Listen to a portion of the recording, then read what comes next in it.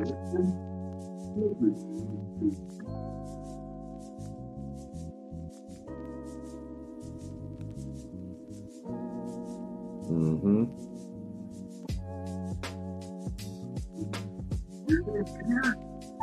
Yeah, this is so fire, bro. I love this. I love this beat. All right, we're gonna get started in a few moments here. Give people time to hop in. I like doing this like 5 minutes before the hour. Right. Yo, Power, did you sit through the new Interview with a Vampire? I have not. I've been kind of staring away from it because I don't want it to taint my memory of the original. Well, here's the funny thing. Apparently, this is closer to the source material. Oh, really? Yes. Oh, okay. Oh, yeah, I'll check it out then. Mm-hmm. Because I've always loved that storyline. Interview with a Vampire, Queen of the Damned. The character of Lestat, I've always found interesting. Well, all those books are done by the same person. Mm-hmm. Yeah, I think the only one that I started reading Interview with a Vampire. I never got a chance to finish. Actually, I think I'm actually going to buy that now. Start stocking my bookshelf.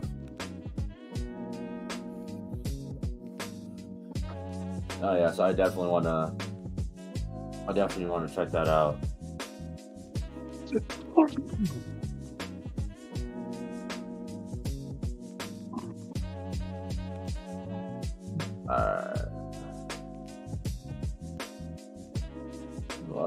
Yo, is the music skipping on your end? Yeah, it's coming in. Is it skipping? No. No? Alright, it just must be my side. It's not like back in the day when you had the CD spinning and you hit the table, it'll skip. Yeah. It's like somebody keep hitting the table.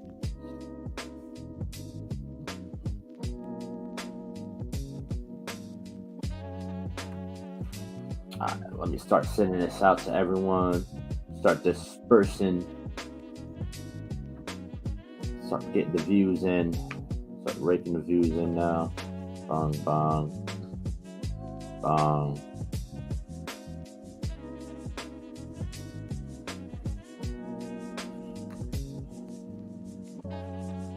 Yeah, I just sent it to the group chat too, in case anyone was interested.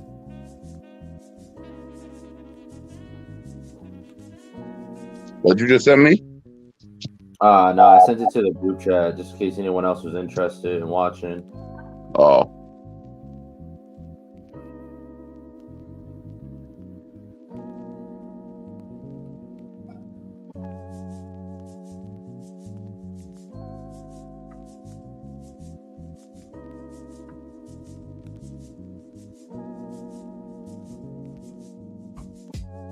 Right. We're getting close to the hour, so we will start this show in about, 2 minutes. Let everybody rack in. What's up? We will be starting shortly. Very, very soon. Please enjoy the background music and vibe out as you so wish to.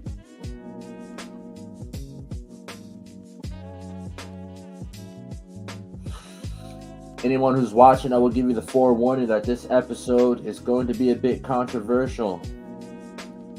We're going to be talking about all the things that many people are scared to talk about within pop culture. So, if you are sensitive to the subjects of race, religion, sexuality, creed, any of that, we'll be addressing damn near all of that. This episode, we are throwing PC to the window and watching that shit bounce off the walls. We're gonna rattle some cages. Probably make a few people turn a little red.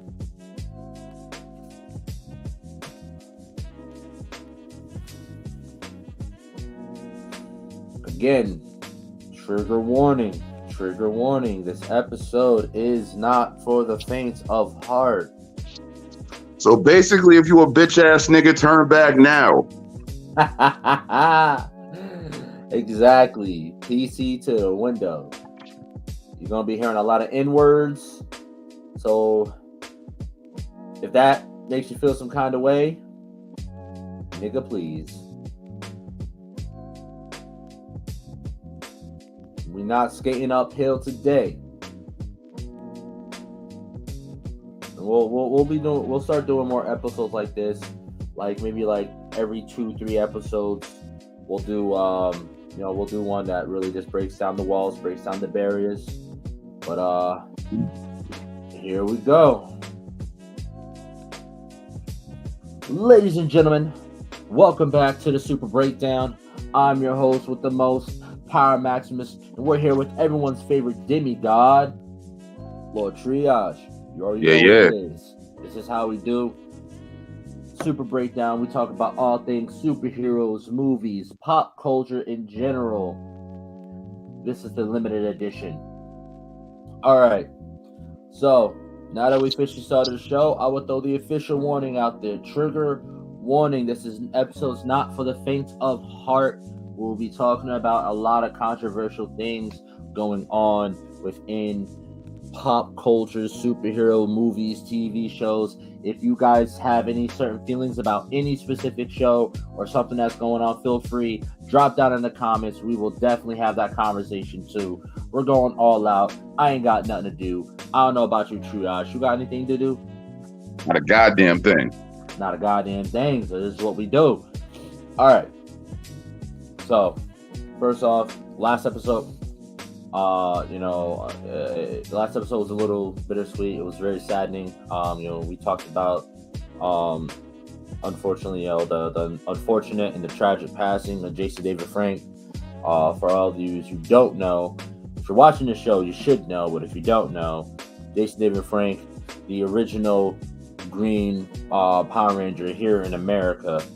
He played the evil Green Ranger, the good Green Ranger, over into the White Eagle Ranger, White Ninja Ranger, White Tiger Ranger, into Red Zeo Ranger 5, into Turbo Ranger for a short stint on that. Then to switch over to TJ, and then from there we disappear for a while. Then we see him come back. And the Disney era, we saw him come back as the Black Hero Ranger. And then, for Dino Thunder. And then from there, we didn't see him for a while. And then we saw him most recently. Well, after that, we see him as the Green Ranger again in the horrible American remake of the Great Ranger War, which that was horrible. I'm sorry, wait, what are you talking about? You didn't see that? You don't know about the Great Ranger War? The Great Ranger War? Yeah, the Great War. So, anybody who knows more about this than I do, correct me if I'm wrong. I know there's probably one person in particular I know might be watching that knows a lot more about the Great Ranger War than I do. So it happens in Megaforce, in the Megaforce storyline. There's a giant battle in which all of the past Rangers, listen to what I'm saying to you. All of the past Rangers come together and fight this new big bad that's like on some extra shit. Sounds like a dream come true to me. It was in Sentai, but of course, America likes to cut corners. So when they did it here in America, it was so lackluster, so just not even close. Like the amount of Rangers that they had in the Sentai, the Japanese version, was ridiculous. Well, they also are like 20 years ahead of us as well in Rangers as well. 40, I think 20 or 40 years? I don't know. Somebody correct me if I'm wrong. Yeah. So then they did it in America. They had Jason David Frank come back. I believe Amy Jo came back. They had a few the Wild Forest Rangers come back. Few of the few of the real big Rangers had a few of the Lightspeed Rescue Range actors come back and stuff like that. To actually take the helmets off and show their face in the suit. And it just wasn't good. But yeah, we saw him in that. And then after that, we see him come back, and I believe Ninja Steel, or one of the newer ones, and he's like OP, overpowered. He has what's called a Master Morpher. Yeah. And he's able to transform to all his other Rangers because he was gifted this Master Morpher by the the gods of the power grid, the Morphin Grid gods. But yeah, unfortunately, he met an untimely and unfortunate death by his own hands, unfortunately. And so it was kind of tough. It was real tough. Really, really tough to talk about. But this week we got a little more information about what happened that night. And it's tough. It's tough. Mostly because from what the reports are saying, and a statement directly from Tammy Frank, his wife, that things were going good. He took them out to for a nice dinner to try to rekindle things. She left the room, and then by the time she went back to the room, door was locked and she couldn't get in. The police were called, and unfortunately they found him deceased. So for all those who were speculating that that she did something or that she pushed him to this, you guys gotta take a step back on that. Y'all gotta pull back on that. That's not, only people that are gonna know the truth about what happened in that situation is gonna be her and unfortunately and him. So we gotta pull back from that. Now onto something else. Me and Triage talked the other day, and we were just talking about certain things that have been going on within within pop culture in general. And again, this is where that trigger warning does come in. So if y'all not cool with the triggers, then might want to back out now. So I want to start off with Titans. Did you caught up with Titans? Yes, I am. Go ahead. Yeah. So it's come to my attention that recently in the comic books, the character Tim Drake, who becomes the second Robin, third Robin, my bad, the third Robin, that they have made some changes to his character. Am I correct, Triage? Yes, that is correct. Yeah. And what changes did they make to his character? They recently announced his sexuality, and they made it clear that he was bisexual. Now, unlike Dick Grayson and Jason Todd, who were always very GQ ladies men, Tim Drake was always sort of the younger computer geek. He's sort of like the Donatello of the group, if I could compare the Robins to another group. Yep, yeah, I can see that. The tech genius of the other group, even down to the goddamn bow staff. But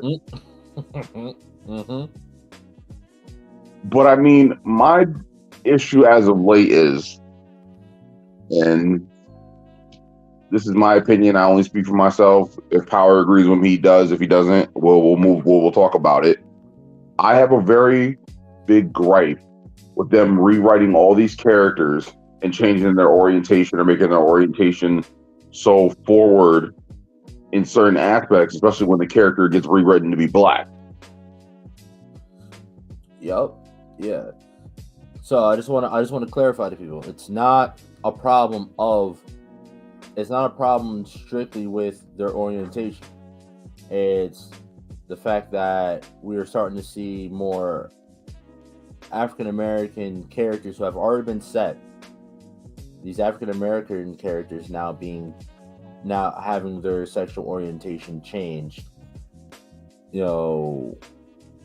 And it's starting. In the beginning, it was like, okay, all right, we need to show We gotta show love to our, to our African American brothers and sisters who are a part of the LGBT community. In the beginning, it was definitely like that. Representation is quite important, but now it's starting to seem like now it's like every damn near almost every character. Like at this point, if they release this Martial Ali Blade and they have him start up a thing with fucking Deacon Frost, I'm gonna be pissed. Oh my god. I'm sorry. I shouldn't. Yeah, I shouldn't have put that thought in your head. But my thing is like this. But there are characters who have that be a big part of their backstory or a part of their development. Like Starfire is bisexual. Yeah. So it's like they could have addressed that, but no, they wanted to make it so she was with Dick Grayson. So okay, that. Yeah, they never. Because in the show, even I could see if in the show they had like, all right, before that the whole first season where she's running around on her own and whatnot, she sleeps with the one dude that was a psychiatrist or whatnot, and it's like within that time, if they had shown her to be more forward and messing with women to men and just not really having a preference, I could definitely see that, and then have her settle down with Dick, because no pun intended. That's one thing. That's absolutely one thing. But to have Starfire, who is known in the comic books from the start to be bisexual, but in the show have her straight. But now then you introduce this new character who was originally in the comic book set as straight, and now flip it to now where he's bisexual. I kind of feel like there's an agenda going on there.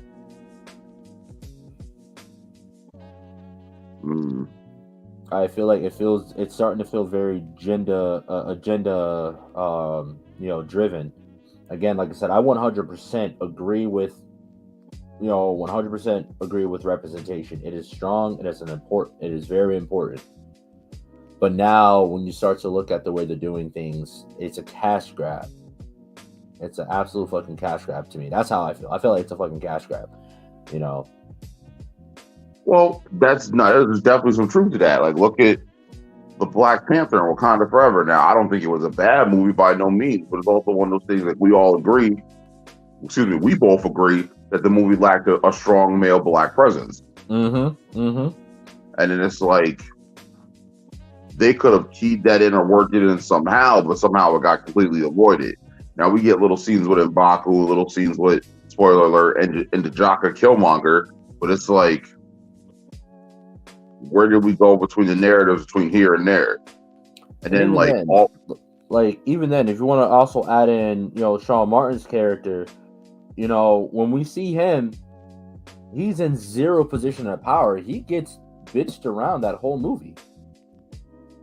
Whether it be by Shuri and Okoye, or by Valentine, who actually ends up being his ex-wife. Are we talking about our favorite colonizer? Yeah. Yup. Sean Martin's character. Even then, his character gets bitched around the entire movie. And M'Baku, all of his words fall on deaf ears. All his words of advice all fall on deaf ears. Right. And even then, in the end, T'Chaka's words fall on deaf ears. And I feel like if they would have balanced it out and then had it fade into strong women leads, which I am 100% for, 100% for, it's about the writing of it. Listen, I feel like the line has to be told a little bit better, because one of the biggest issues amongst the Black community is that we are a generation of men raised by women. Most people grow up with one parent if they're lucky. And a big issue that we don't have, like in modern day culture, is like we don't have that positive male role model by no means. And then the even more powerful thing is we don't have that healthy Black male couple. Like, years ago, when you thought about a black family on TV, you thought about like Family Matters. You thought of the Cosby Show. No. Let me stop you right there. We can't throw Family Matters in there because Family Matters the script was written by white Jewish men. So I don't want to bring Family Matters. If you want to do anything, y'all gonna hate me. Throw the Cosby Show. Talk about the Cosby Show when it comes to that. Sure. Let's go into detail about Bill the Pill. Pill Bill. Look, I was going more Harriet and Carl, not Jalil White, Urkel, and Laura Winslow, because that relationship was toxic as fuck.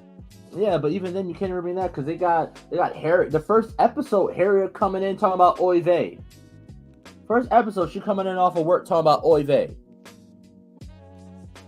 Also, she had come in talking about, well, where are you motherfucking children at? Why is that radio so loud? It'd have been better. Honestly, yeah. This nigga, man. Like she come in, oy vey. What? I don't know. I can't get with it. Like after I watched the whole documentary, about Family Matters with Jalil White and everything that went on behind the scenes and stuff, I can't get behind it anymore. Well, also, granted, the show was supposed to be written as Harriet as the main character. That show was supposed to be for her.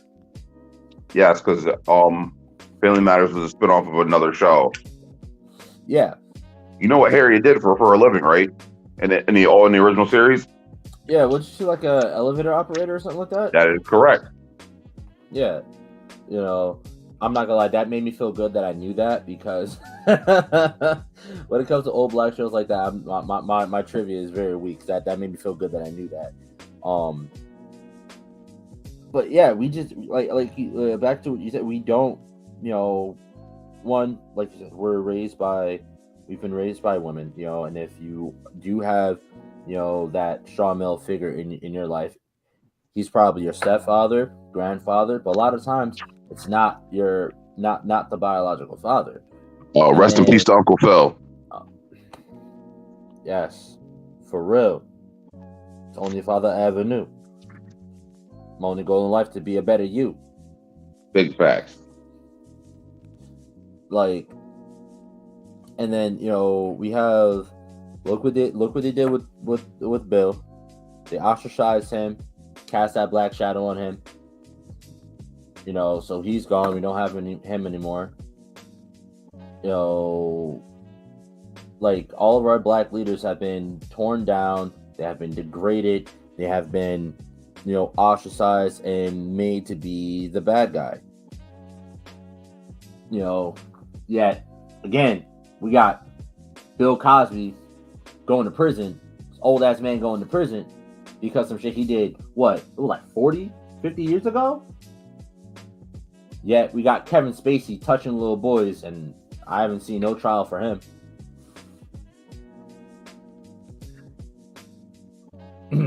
Again, like I said, we're not running PC.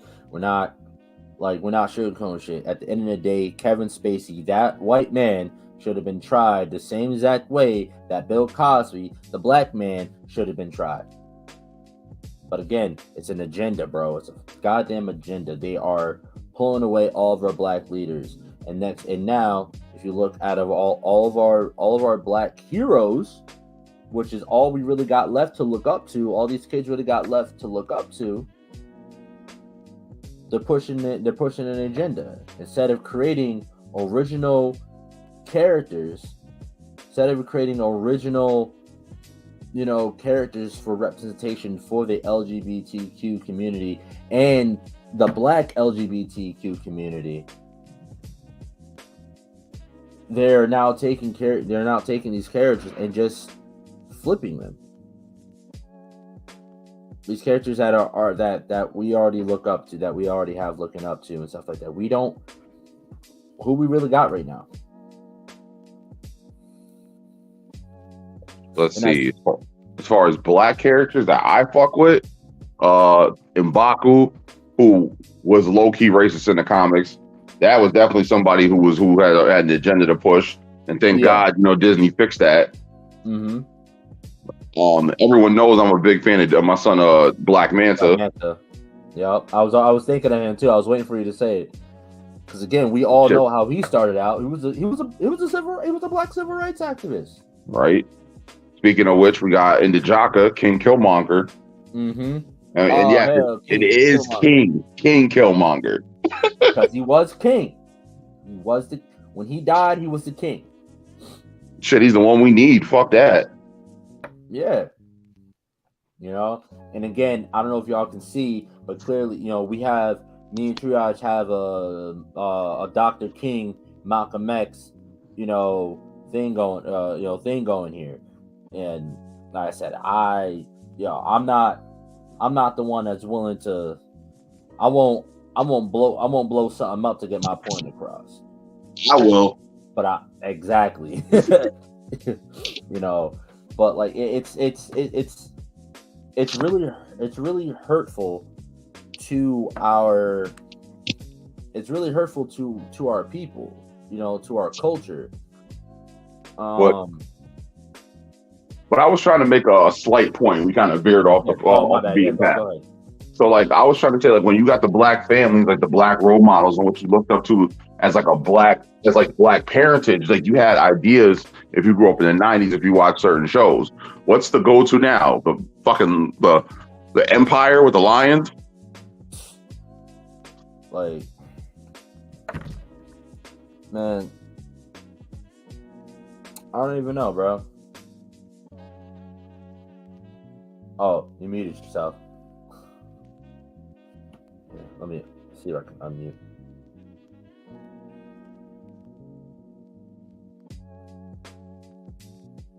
Yeah. I don't know. I just feel like this is not the time for agendas like this to be pushed. You know what I mean? And I feel like we've seen this most recently ever since, the George Floyd incidents, especially ever since the creation of Black Lives Matter. We've been seeing a lot of these, these strong black characters either be killed off, get nerfed in some way, shape, or form, or have their sexual orientation switched and changed. Now, not to say that switching the character's sexual orientation takes away their power or takes away their strength, but I feel like where's the representation for the heterosexual male? Where is it? For the heterosexual black male, where's our representation? Now, everyone's going to raise the argument. Y'all have had that representation for years. No, we haven't. Where? I want someone to show it to me. Yes, heterosexual men have had their shine time. Well, let's point out heterosexual white men. It's heterosexual white men that have had their time. Heterosexual black men have only had, let's say, a strong predominant place on television within maybe the last 10 years. Let's say shit. I mean, as far as black characters go, shit. Every time we get a good run, either shit gets canceled or something gets changed. Look at Black Lightning. Hey, that Painkiller show would have set the tone for a lot of shit. The Painkiller didn't even get a chance. They didn't even give Painkiller a chance. Didn't even give him a chance. And then canceling Black Lightning. Like, I showed my cousin the first few episodes of that. He was like, "How did this get canceled?" Like, don't get me wrong. I feel like the first season was rocky for me because I wanted superhero. Not in the words of Tobias as well. I didn't want super Negro. I wanted superhero. And that whole first season was a lot of super Negro. A lot of super Negro. But in the later seasons, they balance it out so perfectly. So perfectly. They have him as a black hero, being a strong, positive black figure for his community. Whether it be fighting crime and actually, stopping bad shit from going on, or just being a voice, a positive voice for these young black kids. Look at Khalil. That man went from, grade A Carlton, which we can't even say it because Alfonso, bro, do you see that video of Alfonso? Yeah. That man Alfonso done lost it.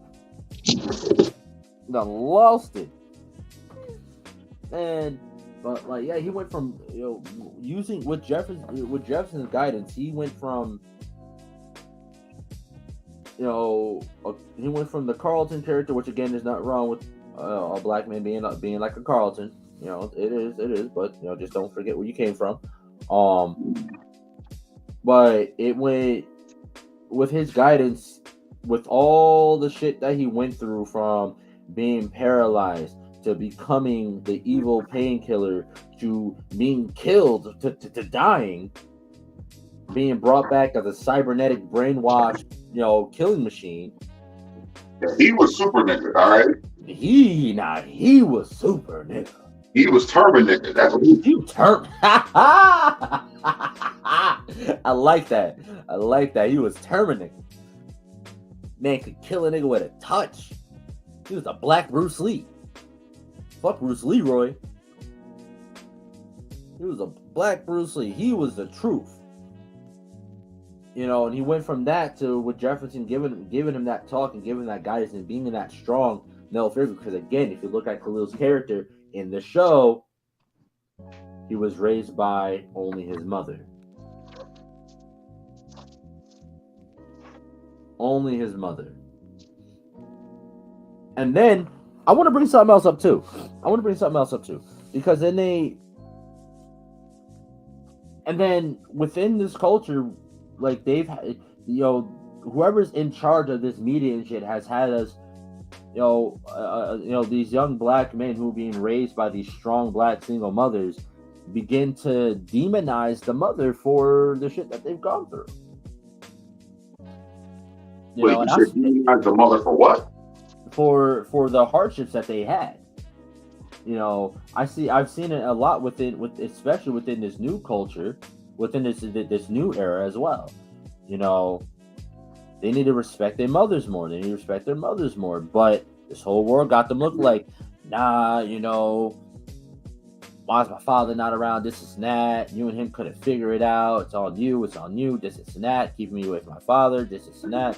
I've seen and heard so much going on from this, from this new generation, and them attacking, they're verbally attacking their mother and not seeing or respecting that strong black mother, that strong black woman, that sacrificed to raise them. You know what I mean? And I speak from a little experience myself. There was a point in time where I, unfortunately, and I kicked myself in the ass where I was on the same wavelength. But if you look, what happens with Khalil and Black Lightning? He goes through all this shit, becomes painkiller, and they in turn have him turn around and kill his mother. Well, once again, it's one of them things. Like, to me, I know what I'm trying to say, but I'm trying to find the best way to say it.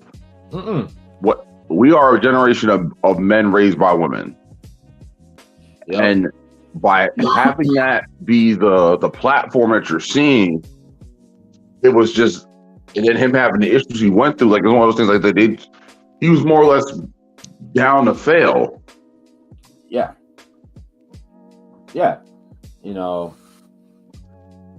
And like a track star winds up paralyzed. Like, if that doesn't give you rage issues on top of whatever other shit you're dealing with, nothing would. And that's the thing. That's the one thing I did like about it, because that was very, very, very real. And that's the thing I loved about the show. They had so much realness to it, and I feel like the problem was this generation couldn't deal with it. they couldn't handle how real that show really got. You know, and it's just it's you know it what it does, it ends up killing the image in which, you know, we have towards, you know, our mothers that have the mothers out there that are good mothers, good strong black women that sacrifice, you know, everything and so much to do their best to raise a man. You know what I mean? And yet, I would also say within this new agenda that they're pushing, there's a lack of that too. There is a lack of that. You know, that's one thing I appreciate about Wakanda Forever, because we do see Queen Angela Bassett, you know, being that strong black mother. Like, no, I'm not playing these games no more. These are my children. Y'all fucking with my children, I'm gonna take y'all heads off. Cause like from the first Black Panther to Wakanda Forever, that whole year, not even that, there was more than that, because we got to take in Infinity War, and you got to take in a whole 5 years of when her son was gone. Dude, think about that. She lost her son her son and daughter for 5 years, only to have them come back and then lose her son again permanently. And if that doesn't brew up some rage, some anger, I don't know what the fuck else will. Very true. But like, absolutely, this is a problem that's going on in the media, and just, you know, and you will see it if you look at the signs and look at certain things around you. You know, they're taking being black and strong, and they're taking it, and they're taking away the strength out of being black. Say it loud. I feel I'm like black and I'm proud. They're taking the strength out of being black, whether it be a strong black woman, a strong black mother, or a strong black man, a strong black role model. Don't get me wrong, I'm down for them to keep pushing for this, girl power, woman power. You know, women heroes are just as strong and or sometimes stronger than the male heroes. Which that is a legitimate fact. We watched Doctor Strange get his ass spanked. Had him on the run. Scarlet Witch had his ass on the run. But now, I don't know, it's just they fucking with our black characters too much. Way too much. Way too much. Like, when he did it to Superboy, that's one thing. Because it was a new character that they're introducing. New character that I had just recently introduced. So we really didn't know much about the character from the beginning. So this was just another... This was just something else that they added to that character in our process of getting to know them.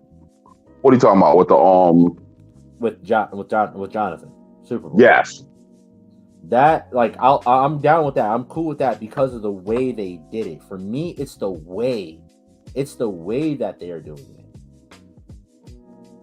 To just randomly drop a bomb. Oh, by the way, Tim Drake is bisexual. Wait, what? What the fuck did he do that? Where did that come from? Where did that come from? You know what I'm saying? Right. For them to reinvent the character from the beginning and be like, all right, by the way, they're bisexual or they're gay now or they're lesbian now. It bothers me because it's like, why would you do it that way? Why not have a whole storyline where this character ends up stumbling into this new phase in their life, and now it's a struggle that they're going through, and have the character grow into this new phase in their life, to this new identity. and have the audience grow into that new identity with them. For me, I was not expecting that at all in Titans. That was not expected at all. That scene where him and the Star Labs dude had that connection right there. I was like, ah, shit. All right, whatever. I guess I'll take it. You know, because it also doesn't seem like it's like something that he's like. It seems like this is something that he himself is new to. It seems like this is an identity that Tim Drake is new to. That he doesn't that he hasn't had, you know, relationships with guys before. So this is something that I can rock with. I can rock with it. As long as they do it right. As long as they do it right. Don't make it gimmicky. Don't make it what they did with fucking Sarah and Arrow. What they did with White Canary. Oh. So every episode. You didn't appreciate her being bisexual? I was fine with it, but I didn't like the way they wrote it. They turned her into a slut.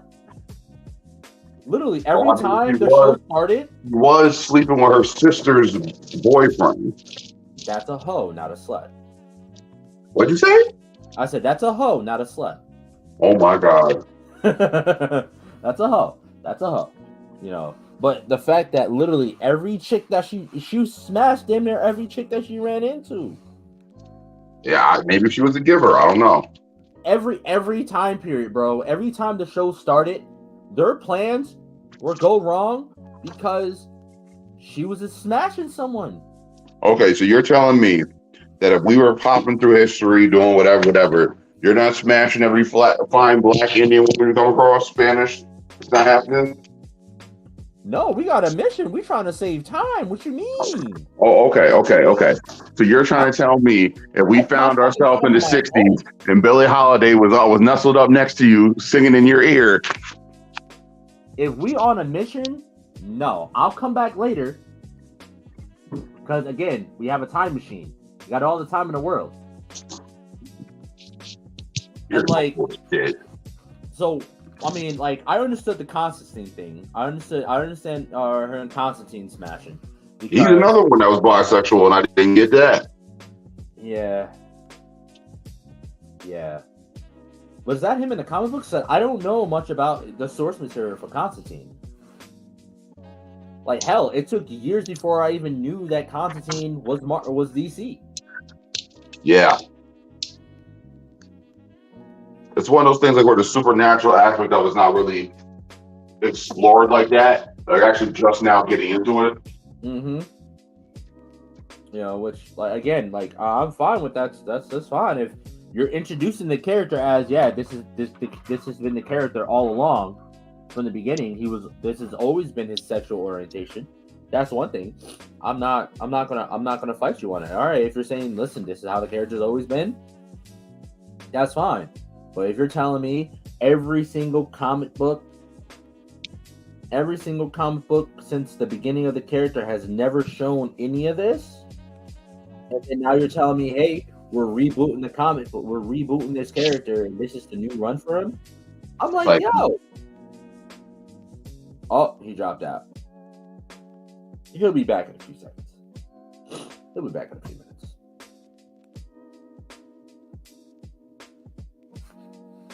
In the meantime, until he gets back, ladies and gentlemen, please enjoy a word from our sponsors. Oh, never mind. He's back. They be like, we need to do something to make him relevant. Oh, I know. Make him gay. Jim, you're a genius. There you go. And even then, like, I feel like they didn't need to do that with Tim Drake's character because we already didn't get a lot of Tim Drake's character in the comic books. I feel like his run was kind of short-lived. His run as Robin was kind of short. So to bring him in live action, first time ever bringing in live action, you know, I feel like it's something that they could have did a little better. It's something that they definitely could have introduced a lot better. I mean, I understand that this season has a lot going on. It has a lot going on from finally introducing Brother Blood, which I didn't like the way that scene ended. You said you didn't like the way it ended? Oh, no, I take it back. I like the way it ended, but matter of fact, fuck that. We'll talk about that later. What I didn't like is Raven gets her powers back and is immediately the White Raven. And they spent no time on that whatsoever. They spent zero time on that. Like, is she stronger now? Did something happen? Like, what caused the color scheme to switch? Exactly. Like, why? Like, they spent no time on it. As soon as she turned, they just had to start using her powers. And then they all get pushed away by Sebastian's cry or scream or yell or whatever the hell that was. And then, like, even Beast Boy was like, what? She's like, I don't know. Let's just roll with it. Oh, one thing I did like, though, is that they're making... I gotta look this up. Is his actor Asian? Filipino? What race is his actor? Who are we talking about?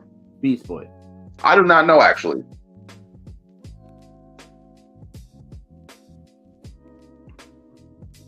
Let me see. Well, he's definitely stealing the show this season.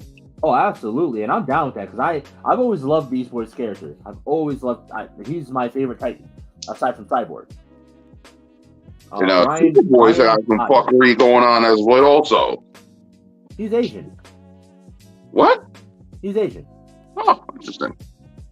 Yes. My son Connor Kent, excuse me, Mr. Luther. yeah. I don't know. I really feel like I'm gonna like where they're gonna go with that. Like their explanation, I can tell their explanation is gonna be pretty. Well, I already know what their explanation is gonna be. Their explanation is gonna be when Garfield went inside to, help or change whatever. It flipped the switch in him, so now the Luther side is coming out more. Yeah, he's a what? So his mother's Jewish and his father's Japanese. It's just an interesting combination. Very interesting combination. So I'm just to say that he's white. He's white and Japanese.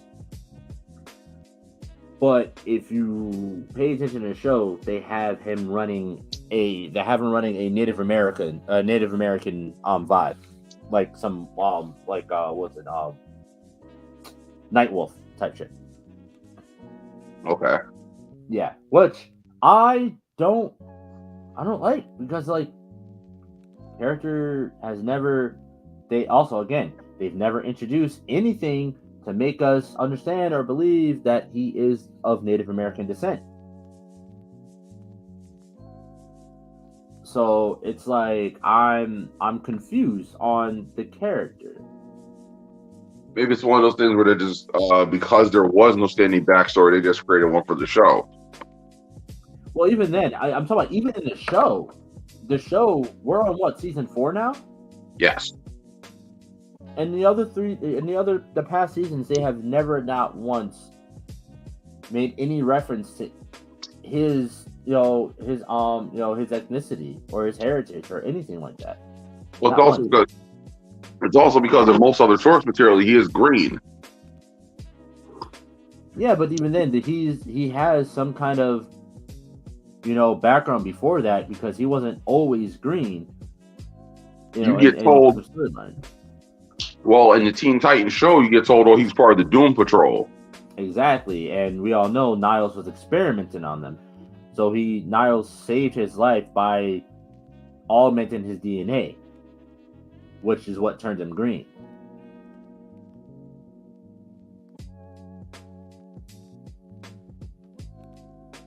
Which, I understand budgeting, which is why he's not always green in the show. I understand budget. You can't CG. I mean, even then, you can do some good makeup and make him green.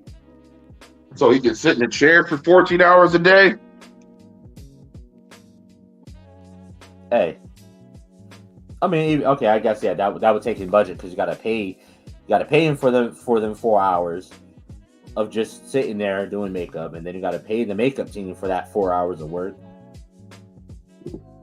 You know, they already have enough to do when it comes to the costuming. But no, yeah, I mean, don't get me wrong. I've always had an affinity for Native American culture. Me myself being part Cherokee, Indian, Cherokee Native. You know, Blackfoot. Oh yeah, yeah. Well, even then, we'll with our culture, we see it a lot. You know, we see it a lot. Thank you, colonizers. But I like that. I just didn't. Again, I just didn't see where they had mentioned it before. It seemed very random and very just plot armor driven. And then the riddle that he was given was very vague. Because it says when the two towers split, go to the red. I didn't see another tower split. Yeah, I was confused, but I'll not go along with it. It might be one of those things where he might have misread the situation, or it was vague enough to the point where that fit the moment. So yeah, you know, and so he's like, "Go take me to the red," and he just like disintegrates into red light and goes somewheres. Listen, he might as well got told to tuck ass and hold on. Seriously, that's what he said. Is like, hey, listen, just tuck and roll, just hang on. There's gonna be some wild shit's gonna happen, but just bear with me. Tuck that's your tail between your legs and run. So I like that. I thought that was fun. Not very keen on Starfire's new powers though. Yeah, listen, I'm this commander. Her sexy ass. Mm-hmm. I'm mad she went back to Tamaran. Like, I don't get it. Like, what are these new powers supposed to be? I've never seen any kind of source material, Gesundheit, any kind of source material where she had any kind of other power besides the fire. Or, because it's not even technically fire, really. Yeah, it's bolts. Yeah. But yeah, I just never seen anything so far that is reminiscent of that at all. Yeah, I'm confused. And then this whole thing where her energy output growing and they don't know what the cause of it is or where it originated from, like, shit just needs to get explained a little bit better. Exactly. They're doing a lot of shit and then not a lot of explaining. Like, oh, no one will notice, it'll be fine. Mm-hmm.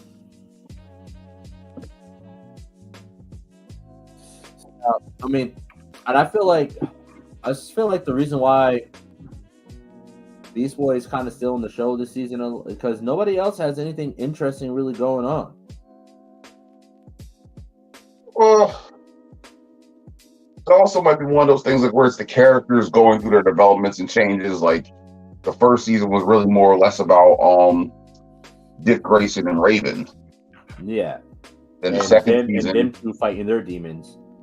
The second season got a little bit more like Hawk and Dove, and then their whole issues. And then you got the whole introduction of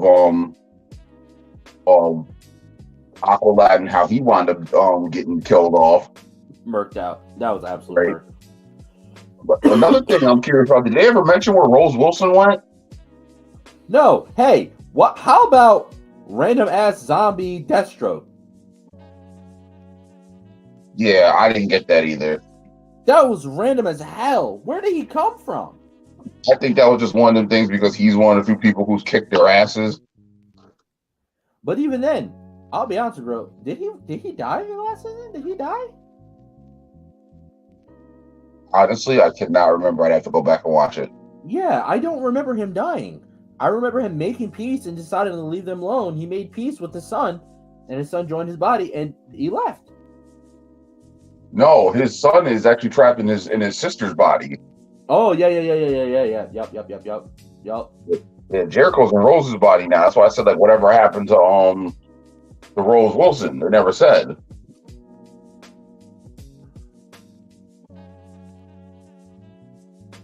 We have Blackfire join the crew as they were dealing with the whole thing with Scarecrow and Red Hood.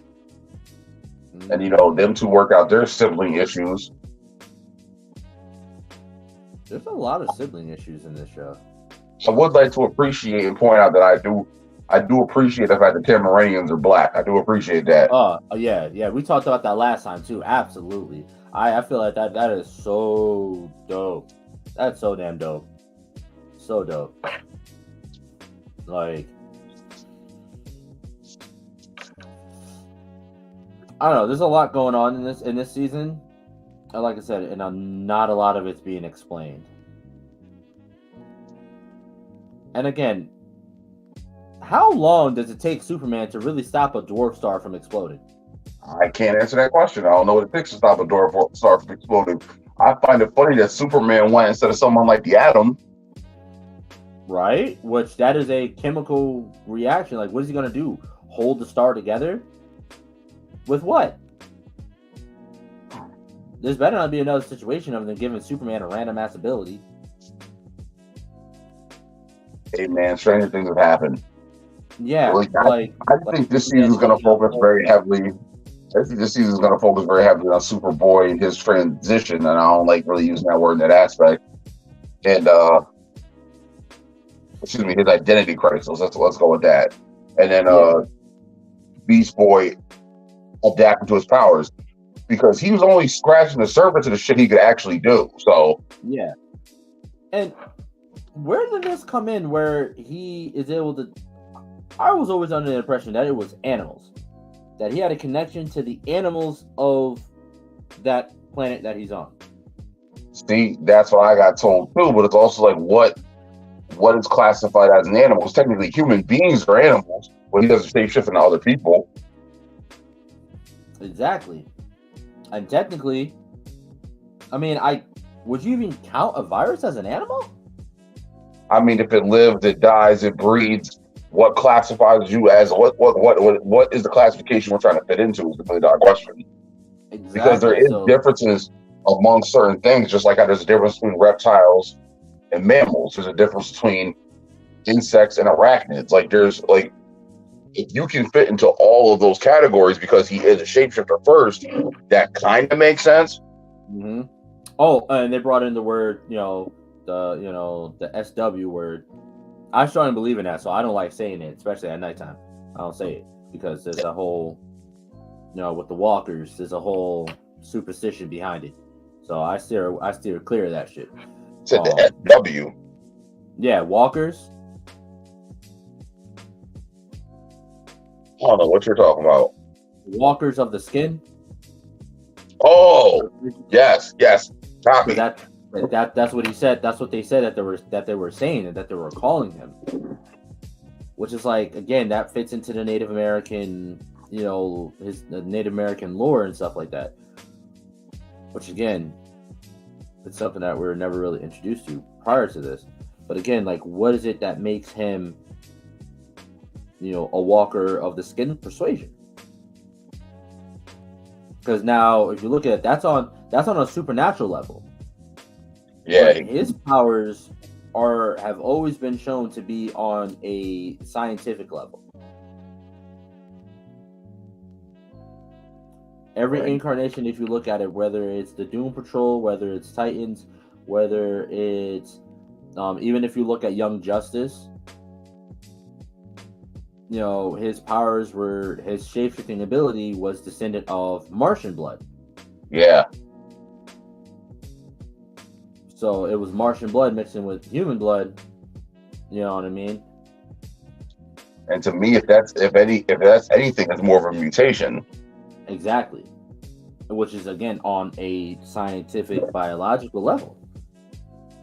So now they're bringing in all this magic and mystical stuff.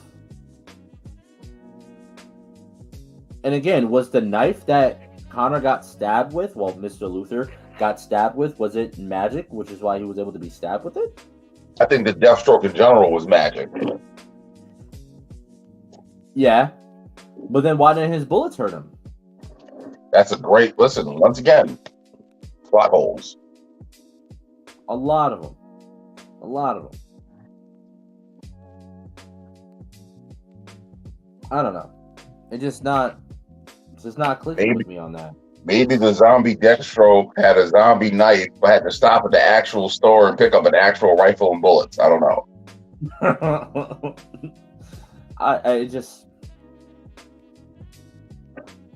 and again, the fact that he just popped up out of nowhere, mind you, all the Titans who had already beaten him before couldn't do shit to him. But a random new character, Jinx, pops up and is able to murk him out. Right, and I get it that Jinx is the enemy of the Titans and like the material and other media and shit like that, but it's like I'm not impressed by this Jinx at all.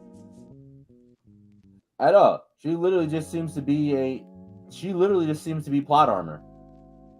Like I was expecting Jinx to be like their version of Scarlet Witch. I mean, I wasn't expecting that too much, but I was expecting her to be younger. 2, I was expecting her to be more mischievous. Well, that's what I meant. I expected her to be more like, oh, you're drinking that water. Now it's piss. Like shit like that. Like she agreed to help him, but as she's helping him, she's playing like little pranks on him and stuff like that. You know what I mean? Mm-hmm. But it's not, and I don't know. Like I like her actor. I like her actor a lot. You know, I feel like the actor with what she's given, she's doing really, really well. You know, she did very, very well playing the character that she was given. And then Jinx's powers. You tell me what in the comic books and Teen Titans and stuff like that, her powers were bad luck. Basically, she wasn't this in depth with magic. Her powers were magic, but her powers were bad luck. So that's why I said I thought of her as being like the Scarlet Witch of the group, because in the comics, the Scarlet Witch had the power of chaos magic. She basically makes the impossible possible. Yeah. So that's what I was expecting from her character. Like, oh, really? You can't walk on water, can you? Now it's cement. Now it's water again. Like shit like that. Like, you know what I mean? Yeah. You know, but I mean, I was expecting them to go closer to her powers being using, like, essentially taking someone's good luck away and using it for herself, giving them insurmountable bad luck. But then also using, she would take their luck, giving them bad luck, and then use their luck to help her. So let's say, all right, she takes someone's luck, she flicks a fucking rock, and next thing you know, the tower standing next to him falls because the rock, with her luck, done ricocheted off of this, off of that, hit this, did that, made that blow up, and now this whole tower is coming down on top of them. You know what I mean? That's what I was expecting. But no, now she has this whole ability that now she can, essentially, she's a John Constantine. Just without a bad smoking habit. Well, I don't know if it's a copyright issue or if it's one of those things where it's the hoops people jump through or what character they pick. But honestly, my two favorite, as far as like dark characters go in the DC universe, it's Zatanna and Etrigan. Oh yep. I can most definitely get behind that. I can definitely say Etrigan is definitely one of my favorite. As in dark characters for me, when it comes to like DC dark, I'd say Etrigan is definitely one of them. And now we're talking about on the supernatural aspect. Yes. Definitely 100% Etrigan, because I feel like he's just so straightforward. Let's get the job done. Hey, we're gonna murk this motherfucker out. And then Constantine, of course. You know, of course, I fucks with Constantine hard. He's I just love his character. And then if I was to throw a third in there, I would have to go with, again, supernatural magic based. I'm going Black Adam. You going who? I'm going with Adam. Black Adam. Fuck that nigga, man. I'm going Black Adam. Just because, again, he's also someone who's not afraid to murk somebody out to get done what he needs to get done.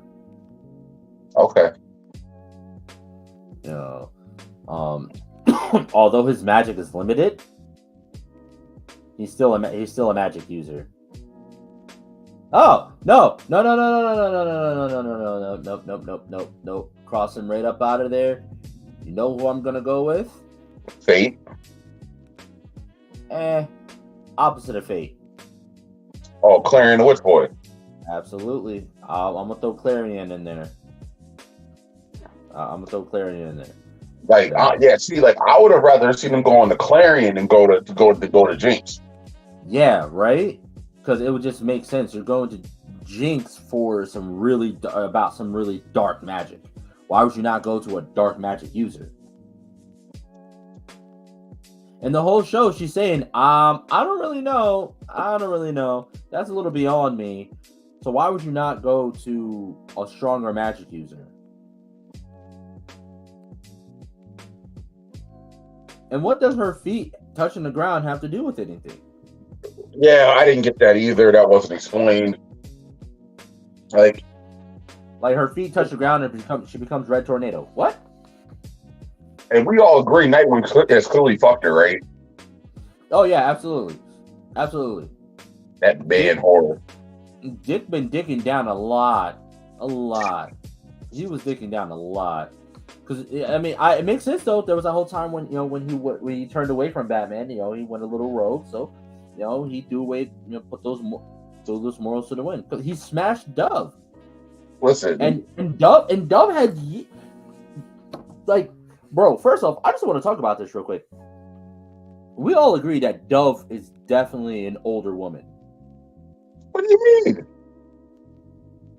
Like, there's no way her and Dick were the same age when they smashed, or even close to the same age when they smashed. Are you saying statutory? No, because I believe he was legal. He may have been 18. I think he was like 18, and she had to be like 25, or a little further up. Fly, Robin, fly. They was flying. Oh, yeah, they was flying. Robin turned from a robin to a woodpecker real quick.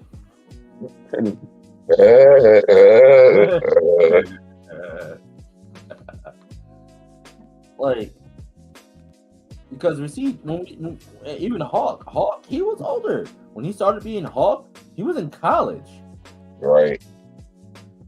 Well, this is another thing too, because like in the comics, Robin, and it's stated in Young Justice that one of the reasons why he's so good at what he does is because he's been at it since he was what, 9?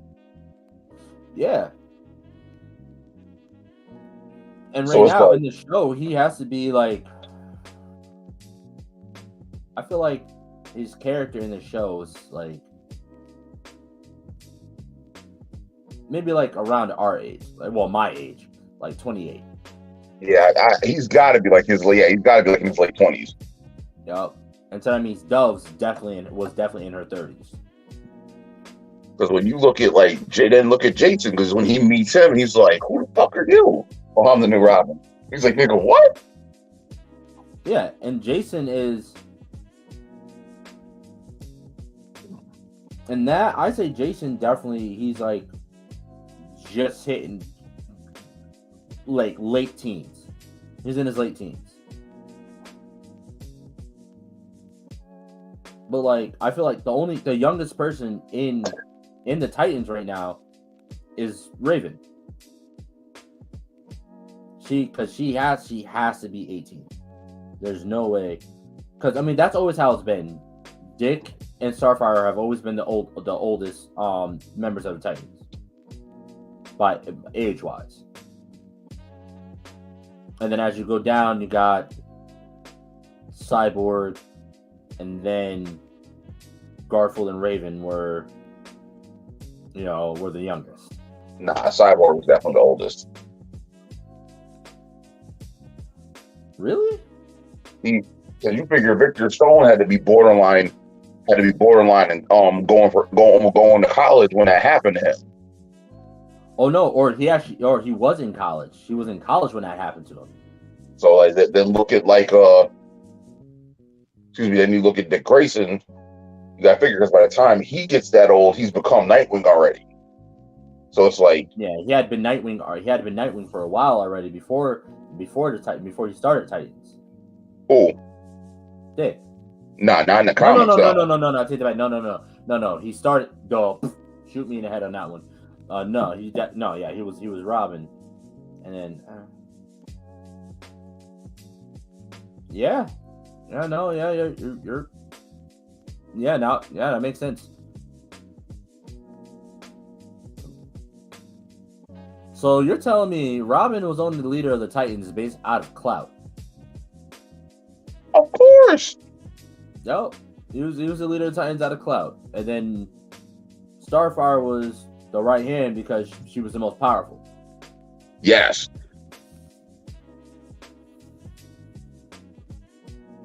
Like you see, because like here's my thing. Like I would actually like to see them redo the Titans, that like from the ones from like early 2000s, and give it like that second season Young Justice feel to it, where they're like more covert operatives. Mm-hmm. Because that team between Cyborg being a tech genius, fucking Raven, all her untapped power, Beast Boy was still scratching the surface of the shit he could do. Like, yeah, because I remember I watched which one was it? I think I watched the movie. It was Titans versus Justice League, where actually Raven, it was like Raven had just, it's like the second time we see Raven in the animated series as a part of, in the animated movies, are part of the Titans. Like she had, and I believe in Judah's contract, she had just became a part of the Titans in Judah's contract. That's and fuckery. Then what was that? I said that fuckery. Back when Slade was on his creep shit. Yeah, that was yeah, that was wild. And so then we have, so in that they end up having to go to Azarath. Metreon Zenthos. What was that? Metreon Zenthos. Yeah, I'm not gonna lie. I fangirled when I heard that. When I heard them chanting it, I was like, yeah. That felt real good to hear him chanting it. It was oddly satisfying. Yeah, it was. It really was. But again, we see when they all go to Azarath, he ends up turning into some weird monster kind of thing, and he's like, "Whoa! I didn't even know I could turn into this. What?" And they're like, "It's probably because you're in a new world. You are now connected to the animals or beings of this world." So that's what I was expecting it to be, kind of like when we see him in Titans, that he has a connection to the animals of that world, or whatever world he's on. He ends up, having a connection to those animals. Because he was even in Young Justice, he ended up doing that when they were on Mars. Yes, this is true.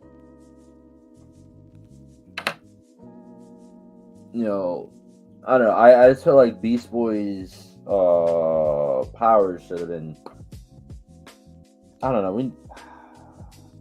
because even then we never get to see Beast Boy long enough in a series to see him, grow to his full potential. The series never lasts long enough, and his power, and he doesn't progress enough in the show for us to see his full potential. But it's also one of those things, like, he's not an overly serious character. So it's like, if he had like Nightwing's dedication along with his type of training, oh yeah, he'd be like a fucking chimera. Oh yeah, absolutely. He'd fuck around, turn into like a Cerberus or some shit. and be able to tap into all those different bits of DNA all at the same time. Because we see him do it in the first episode when he's able to turn his arm into the tentacle, and so now he's able to turn individual parts of his body into, an animal. Now I'm thinking about, there was also another scene when they first go in to that little prison or jail cell, whatever it was, underneath where the asylum used to be. Right. They had Connor use his heat vision to open the door. Mm-hmm. When he could have just walked up and opened the door. I don't know. I can't answer that question. He literally could have just walked up and just, ping, just popped it off. Well, maybe it's one of those things where he could have set off a bomb or God knows what else, or maybe they were standing back as he burned the door open and slid it open, so anticipate whatever might fall out or come out. Or yeah, the man is impervious. Operation Human Shield. Absolutely, which he plays very often. But I will say, I did see this coming though, with his character changing like that and him going against. I blame Dick. Who said Richard? You think you actually prefer to be called Dick? Yeah, I'm not. That shit was pretty funny. I'm not. Even I was like, yeah, that was pretty funny. He's like, nigga, don't call me Richard. What is the matter with you? He's like, oh, so you like Dick? I was like, oh, okay. But I feel like this transformation with Connor has been happening ever since Dick dusted him with the kryptonite. Yeah. This tension between them has been happening ever since then. And rightfully so. I'd be pissed too. Yo, bro, I'm trying to help you. And you use you're my best friend. And you use my own weakness against me when I'm just here to try to help you? Yeah, I'd feel absolutely 100% feel some kind of way. I 100% feel some kind of way and be like, yo, listen, bro, I'm gonna stop listening to you. Every time I listen to you, some fuck shit happens. And again, I feel like that's also a problem with Dick as well. He's trying to take too much of a lead instead of paying attention to the abilities of his team. He's so focused on keeping them all safe that he ends up putting them in more danger. Yeah, it's very true. It's like, no, I got it. I can do it. Nah, bro, you need to get that Batman shit up out of you, bro. You got a team for a reason. And that's wild because Connor Luther made a very good point in that whole sit down when they're trying to. He's like, listen, even Batman figured it out. How many people have the Joker killed since Batman bashed his head in? 0. Even Tim was like, yeah, 0. No one's died since then. And it's like the problem was he was making such good points. And the problem is Dick knew that he was right. He was making good points. But again, Dick wanted to do it his way. Because again, it's his way or the highway. So he's still stuck on that Bruce level. Still thinking like Bruce. It's either my way or the highway. And that's where... Go ahead. I said, but that was always a thing between him and Bruce, and that's one of the things that led to the level of contempt that he had. Let's not forget that first fight scene in the beginning of the first season where he takes out them dudes that fuck Batman. Mm-hmm. Is that ain't the Bat? Where's he at? I don't know. I don't see him. He whoops some niggas' asses. Fuck Batman. I was like, whoa. I feel like that scene really set the tone for the whole show. That scene, I feel like that one scene set the tone for the show. And that moment where he says, fuck Batman, first off, he's saying fuck Secondly, fuck Batman. And then thirdly, bashes the dude's face through the window, and there's this blood everywhere, and gives no fucks. Like, he was brutal. Like, one less car being stolen in my city. Exactly. Like he was brutal. But again, you know, look at Batman. That man will be beating you in the face, telling you to talk. You'll be sitting there, your teeth are all busted out, you done bit your damn tongue off, you're half conscious. Who do you work for? He's only gonna take me to the hospital, bro. Like hospital, you can't. Because you're in the SmackDown hotel getting your ass whooped. He's like, hey man, I think it's good. And I think it's good. You want some more that he's having?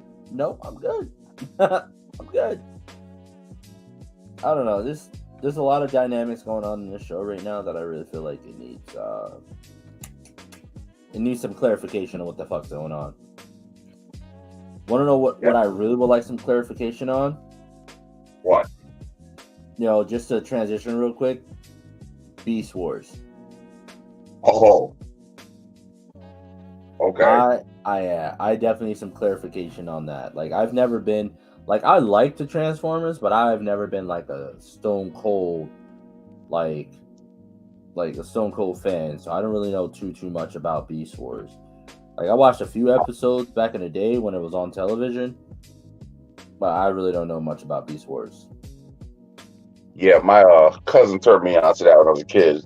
Shout out to Rocco. So it was supposed to be that the Beast Wars was supposed to be the descendants of the original Transformers. So you know how in the Transformers show you have the Autobots and the Decepticons. Mm-hmm. So in Beast Wars, it was the Maximals and the Predacons. The Maximals were the descendants of the Autobots, while the Predacons were the descendants of the Decepticons. So, you've seen the trailer, correct? Yeah. Like, when you see the ape, that's a Transformer.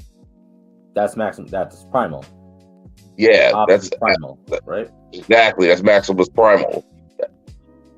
So he's the leader of that generation of Transformers. Wow. So technically, generation of Autobots or that generation of Decepticons? That generation of Autobots, Maximals, that's what they were called. So it was supposed to be that in the Beast Wars that they were chasing their version of Megatron, and they wound up going through a wormhole and they wound up on Earth. And when they wound up on Earth, it was revealed to be the middle of the Stone Age. And when they crash landed on Earth, they found that they had reached the Earth right after the original Autobots, the original Decepticons, and the original Autobots had crash landed on the planet also. But they were like in like a state of stasis, and then they woke up in the 80s, and that's what began the whole war between Autobots and Decepticons, which is the source material that we all know. Oh, so the Maximals and the Predacons had always been on Earth at that point. Yes. They were just in hiding. Basically, it was supposed to be from the story. That's what I'm taking from the story that I'm seeing. They ended the series with them going back to Cybertron. But when they got back to Cybertron, Megatron escaped. There was all kinds of fuckery, and then next thing you know, one thing leads to another, and they're fighting again. Like, that's why they were animals instead of cars, because there were no automobiles. And because when they crashed on the planet, all the energon was affecting their robotic forms. So you had to take the animal forms to cut down on the feedback.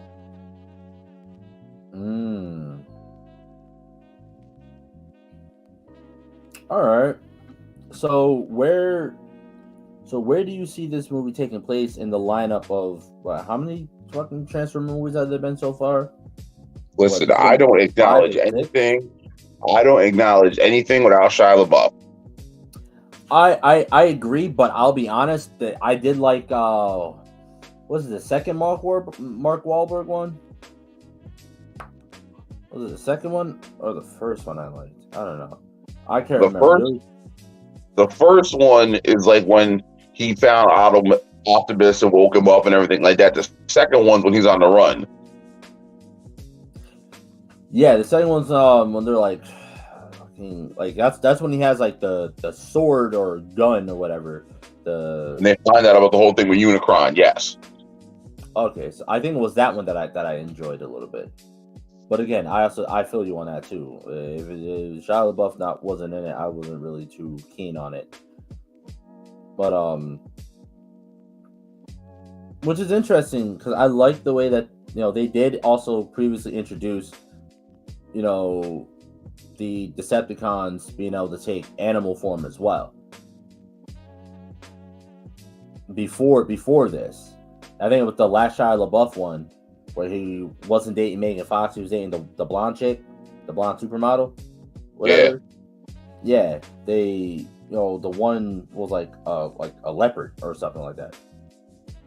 Like the one Decepticon had transformed into like a cheetah or something like that. So to actually see, like, it's nostalgic as hell because, like I said, I watched the show, watched a few episodes of the show. So it was actually pretty damn nostalgic to see these characters in the full, like, fledged animal forms. But so technically, this is a continuation of the Shia LaBeouf and the Mark Wahlberg.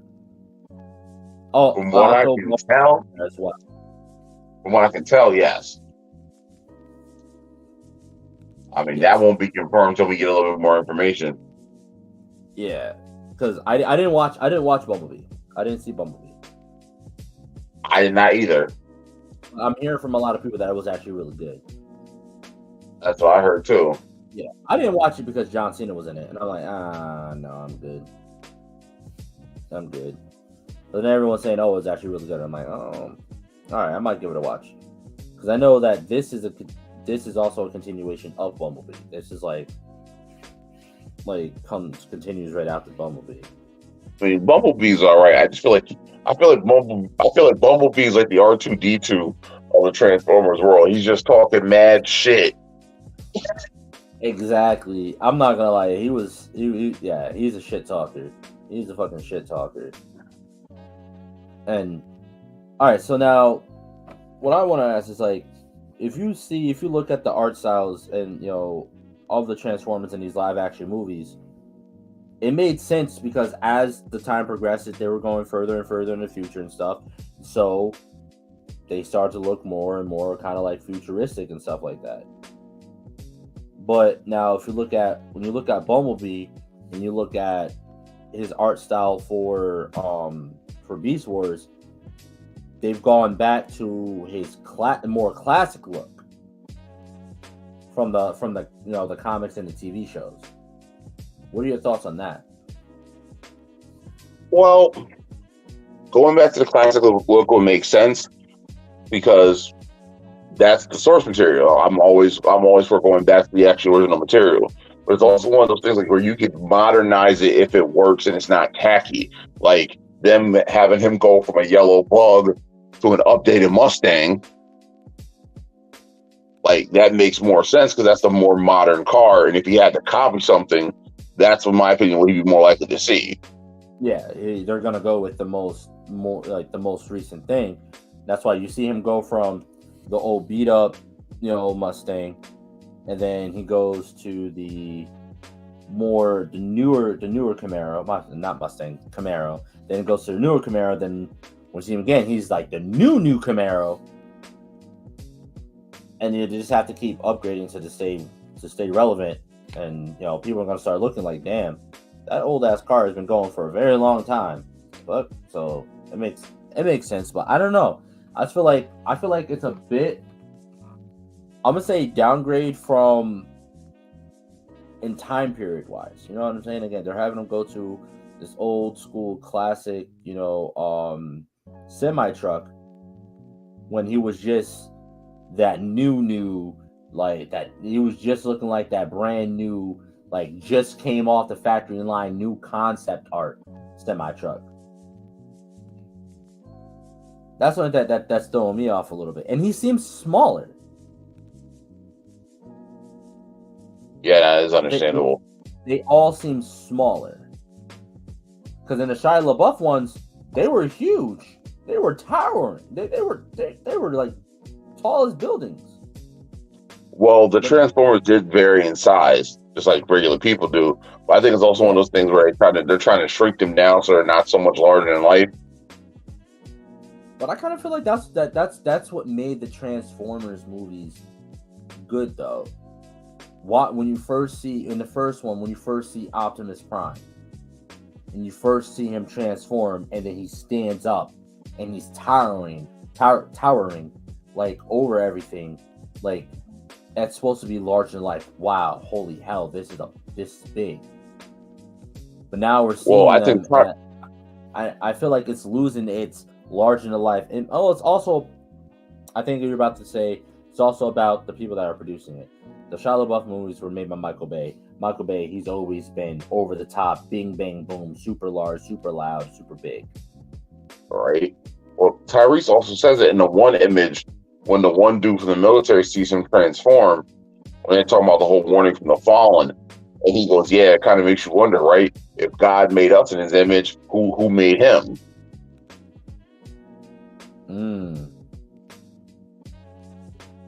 Yeah, and again, so that alone right there that's gonna bring a whole nother level to that too. Now, if they really went into that, that's really gonna make everyone question, like, all right, like religiously question, like, oh, is what we doing even right? Does it even make sense? God made everyone in his image. Who the hell made them? And then what are we? That's a whole other conversation right there. That's a whole big old conversation right there. And see, that was another thing I always thought that was really interesting also, because like a lot of people talked about how they didn't like the Transformer movies, but I think that was because of little shit they did wrong. Like the whole thing with Sector 7, never heard of it, you never will. Like, I would have think the government's taking an alien invasion a little bit more seriously. Like, say what you want about Man of Steel, like that's how the military would have reacted. Yeah, absolutely. They wouldn't have tried to. I feel like they would have tried to keep it under wraps as long as they could. But as soon as it got out, they would have been rolling in full force. You know, as soon as it got out, huge alien, they would have been rolling in full force. Like the second Megatron woke up, there would have been a nuclear device heading towards that facility so quick. It would have been over. Which is why I look at all these, like, if you think, I look at all these zombie movies and stuff like that, I'm like, this shit can never happen. Because in reality, there'll be no hesitation to nuke this shit. Well, that's what they did in Alien versus Predator. The one chick was like, nah, that's not going to work. But they think about containment first. They can't risk this shit getting no worse. Exactly. I'm telling you, as soon as the first zombie gets spotted, it's over. Bing, we're gonna nip this in the bud right now. That's like, no power. You can't kill little Trudy. Fuck little Trudy. Bam. I'm gonna pull out the Magnum, just like Rick did when he took out Sophie. Bam. You watched Walking Dead. Of course you did. Okay, cool. I mean, I stopped watching when Glenn died. I have not watched anything else when Glenn died. Meeny, miny, mo. Yeah, that they had him go out like a sucker, even though he was one of the best characters. They didn't even give him a hero's death. He died accurately. That's why he died in the comics. Exactly. But again, still feel like they had him go out like a sucker, even in the comics. I'm sorry. Because he died on his knees getting beat with a large, heavy object, opposed to rescuing some small child from a burning building. Like, what were you expecting, P? You tell me. I don't know. I was expecting him to die, at least trying to fight. Like, I'm not saying be a hero, but at least, like, I'm not saying he had to save anyone's life or anything. but at least have this nigga square up with him. At least have him actually have to fight for his life. I'm about to say, you remember his pregnant wife was dying, right? They were in the process of transporting his wife, who was pregnant, with his kid. And then when he did jump up, he's like, nope, get him back in line. It's fine. Mm. But then Daryl had to be a dick and punch Negan in the face. And next thing you know, he swung for the fences. Yeah, I guess. But yeah, that's what I'm saying. Yeah, like a zombie apocalypse could not happen. This world could not, and will not allow a zombie apocalypse to happen. The only one who's surviving is the mumble rappers.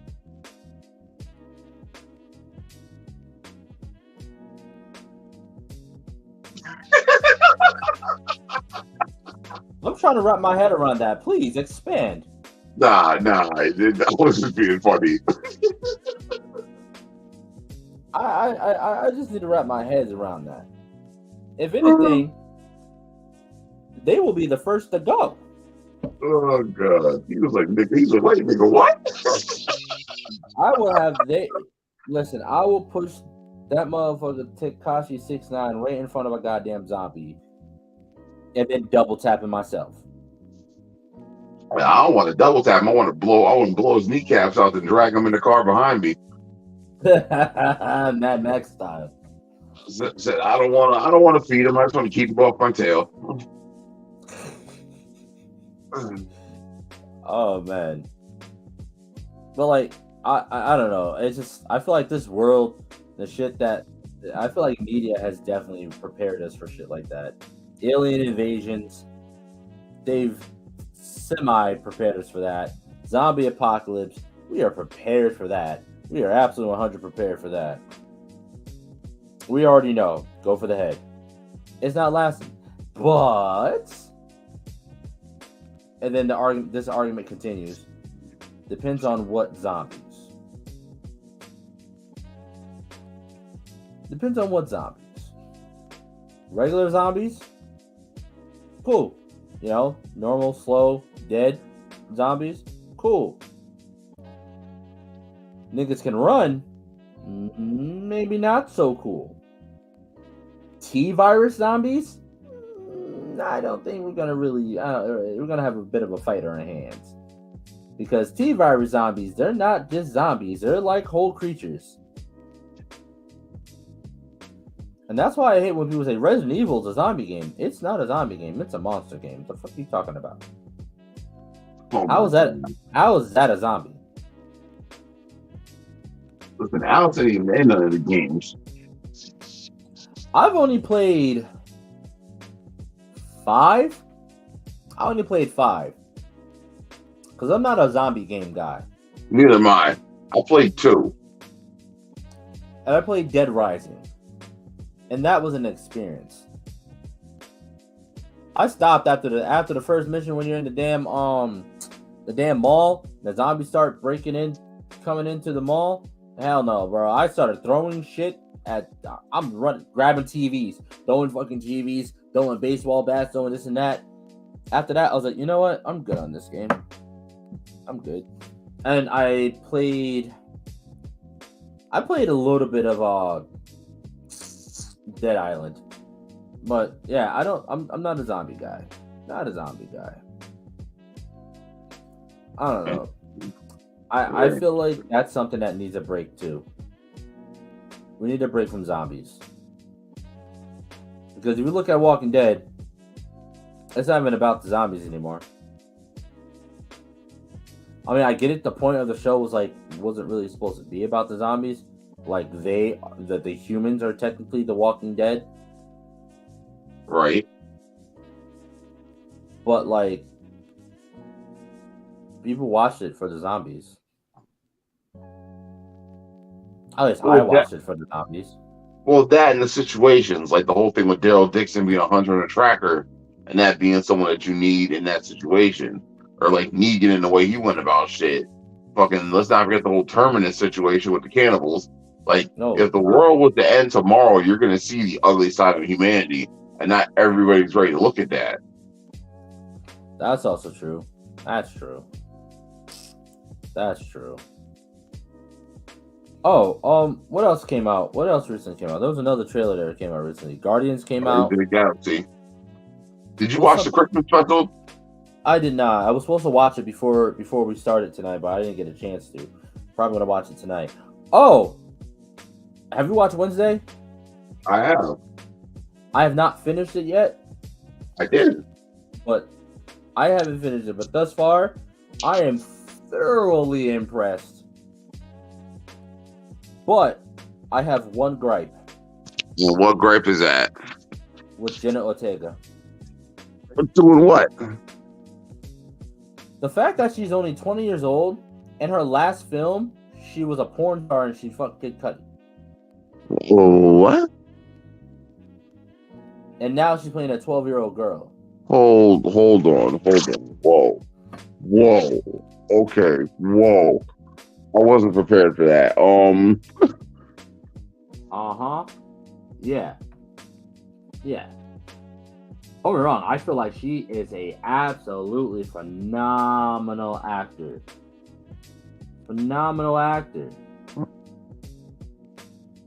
He said you Kid Cudi. That shit was so random. Okay. Well, I mean, yes, I think she does good in that part. I think she brings the characters to life. From what I see and understand, is that the material was planned out differently. It was done well, and I like the fact that they're using some monsters who are not always so conventional. Yes, I absolutely agree. That movie that she played in was called X. It was called X. It's a horror film with Kid Cudi and Jenna Ortega. Called X. Like just the letter, it actually spells X. Just the letter X. That's weird as hell. Yeah. And like I'm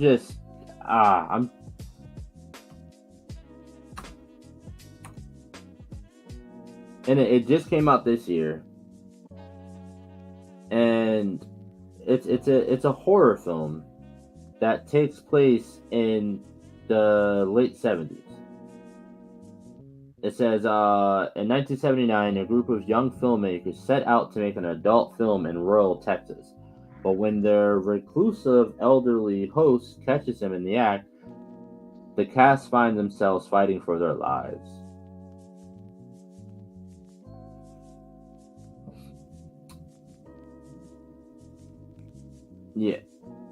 Yeah, this is that Kid Cudi with an afro? Oh my god. Like an 80s fro? Possibility. Yeah, this is but yeah, so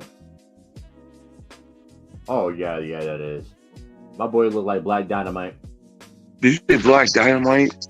I think it looks like Black Dynamite, bro. It's a dynamite. Dynamite. But yeah, man. And it's like, so to me, it's weird, bro. To me, that's weird. Like, she's only 20 years. She's not even legal to drink yet, bro. Not even legal to drink yet. So she went from playing someone taking back shots on camera to someone dropping piranhas in a tank in a school pool, and it bothers you? It bothers me because she's 20 years old. She goes from a movie where she's a porn star to a show where she's playing a 12-year-old girl. Was she 12? I thought she was more like 16, 17. No, but it's still. Like, moving from an adult film like that, and then, oh yeah, I'm a little girl now. Just rubs me the wrong way. And the fact that she's only 20. Yeah, you're permitted. So you haven't finished it yet. Where are you at? I am at I just finished the episode where she cussed out the headmaster and told her that she needs to stop playing like nothing's happening. I'm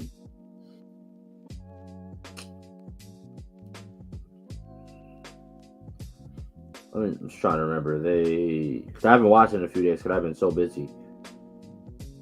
I've been busy trying to set this up, trying to set up, a bunch of other things too. Last thing I saw was Christina Ricci, her character. She went into the Nightshade spot. Double snap.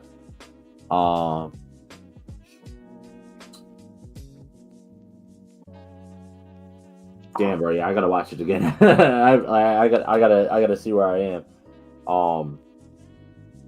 I highly and thoroughly enjoy the show. 100% enjoy the show so much. But honestly, no buts at all. It's a good show. It's a great show. I love them paying homage to, to the originals, and then of course bringing in Christina Ricci. That is awesome. That's lovely. Still bringing in the Addams Family little double snap. I think that's super cool. I think it's super fun, and it's funny as hell. And I think she plays the character perfectly, to a T. I have zero arguments with the show itself. How she figured that out where she was like, snap twice. I was like, are you fucking kidding me? Yeah, I was like, that's a snap twice? I was like, and then she snapped twice. I was like, oh, that's crazy. That's the first thing that came to mind. When it said snap twice, I was like, I was like, oh. And that's what I'm waiting for too. I'm waiting. They're probably not, but I would love to hear the original theme. Because what I find interesting is that they released Wednesday, but right before they released Wednesday, they also dropped the Munsters as well, Rob Zombie's Munsters. Oh yes, I heard about that. I didn't watch that though. Me either. And last time I checked, the Addams and the Munsters live across the street from each other. Do they? Yeah. I don't know about that one. There was a crossover. I remember the crossover. There was a crossover, and the Munsters lived across the street from the Addams.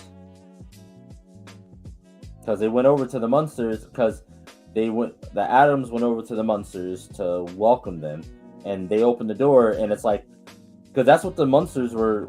That's what the Munsters were. They were like Addams family, but like more so monsters. Yeah, Frankenstein, stuff like that. That's what it was supposed to be. Because the Munsters were supposed to be a more comedic side to the Addams family's darker side.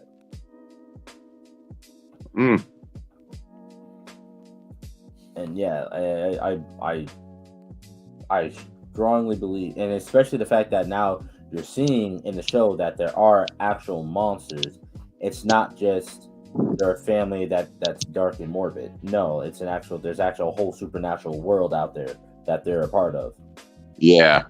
Well, I guess that kind of makes sense because but the thing that didn't really make sense to me is that all the other kids at the school are legitimate monsters of some kind of order or some kind of origin. Like they're all monsters that you heard of. Mm-hmm. With the exception of the Addams family, they never really said what they were. Now they kind of clear that up with Wednesday and Morticia. Mm-hmm. With them being essentially seers, being psychic. Again, I don't have the full story of what they actually are because I'm just. No, that's what I took from it also. But then Gomez went to that school too. So what was his story? Well, remember, it's not necessarily for monsters; it's just for outcasts too. So they didn't necessarily need to have powers. They didn't necessarily need to be monsters. I'm not sure. But that's what I took from it. I took it as the outcasts were the monsters of the people with powers or abilities that got them ostracized. Because look at her one classmate who she was rooming with, who was the werewolf. Even though she is a wolf, she's still ostracized by her own pack. Yeah, because she hasn't come into her full powers yet. right? And then you had the vampires who you didn't see them do shit. They walked around wearing sunglasses and that's it. And then the one random ass Gorgon. The stoner. Oh,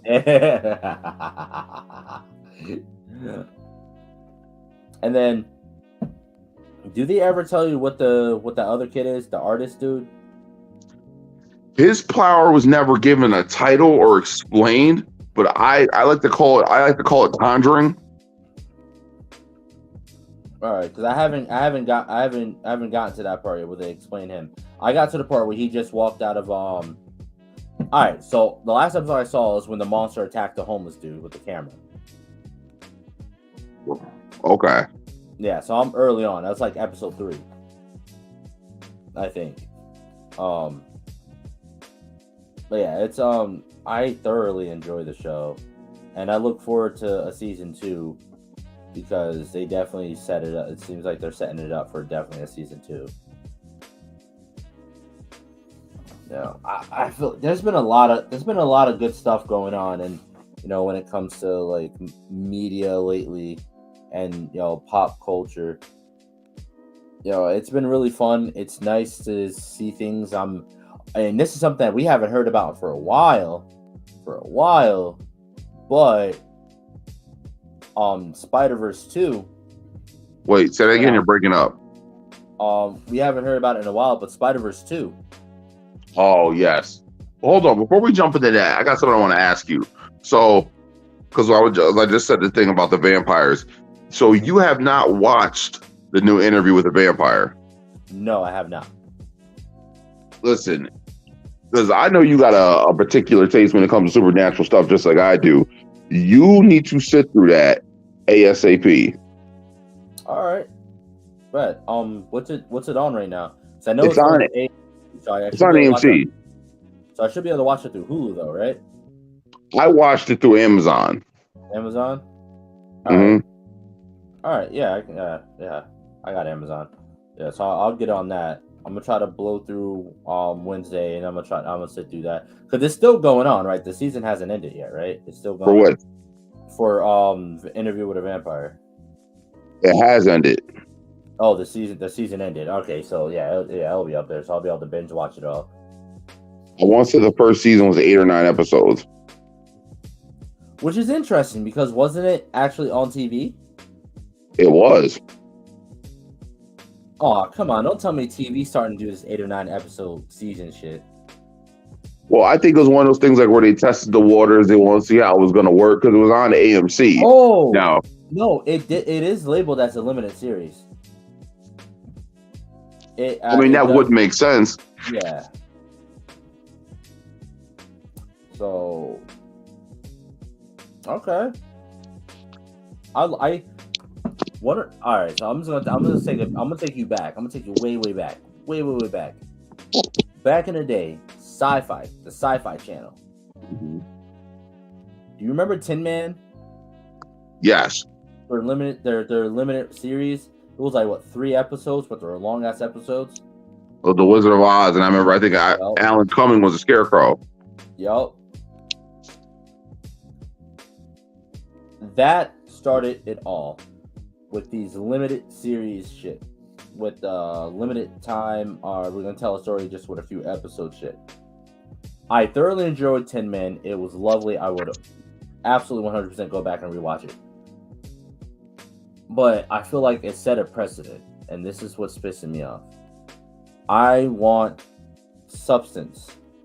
And now that they're taking all these shows and dropping them down to max 10 episode seasons, we're losing quality storytelling. That's just how I feel. Yeah, we run into some shows that some people actually have gotten into the habit of being able to write a good show over a span of 10 hours. But look at Lucifer. When Netflix got their hands on it, that shit went straight downhill. straight downhill. And that upset me because the show is an amazing show. But then these last 2 seasons that Netflix has had control of, can't nobody tell me that they hold up. Well, it's also one of them things like, I appreciate the shorter season because the shorter season makes you get to it and get through it. Opposed to stuff like with the longer seasons, like this, let's be honest, shows like Supernatural, shows like Smallville, and I'm fans of both shows. Even Arrow, to me, in hindsight, kind of ran a little too long. We both agreed to Flash at the end of season 5. But before that, like for me, I don't know if you know, but your mic's muted right now. I don't know what happened. It sounded like you cut out. Your mic cut out. But like for me, I feel like with Lucifer, I feel like with these longer running shows, it allows you to get more.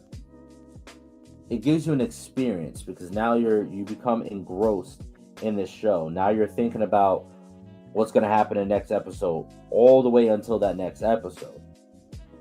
You know, doing things episodically and getting away from the binging of it all. Yeah, the show's good while it lasts, and it leaves people like fiending for the next show for them to binge. But there's just, for me, there's always just been something special with becoming like engrossed. Engrossed in a show. Like I know that's why I have such a strong affinity for shows like Supernatural, shows like shows that had that long run, because you have years to really become like connected with these characters and grow that attachment to these characters. So now when some wild shit happens to the character, you're like, oh, you're feeling that shit. With these binge-worthy shows, you literally watch. If you have the time, you can literally watch Haunted in Hill House, bro. I watched A Haunting of Hill House in a night.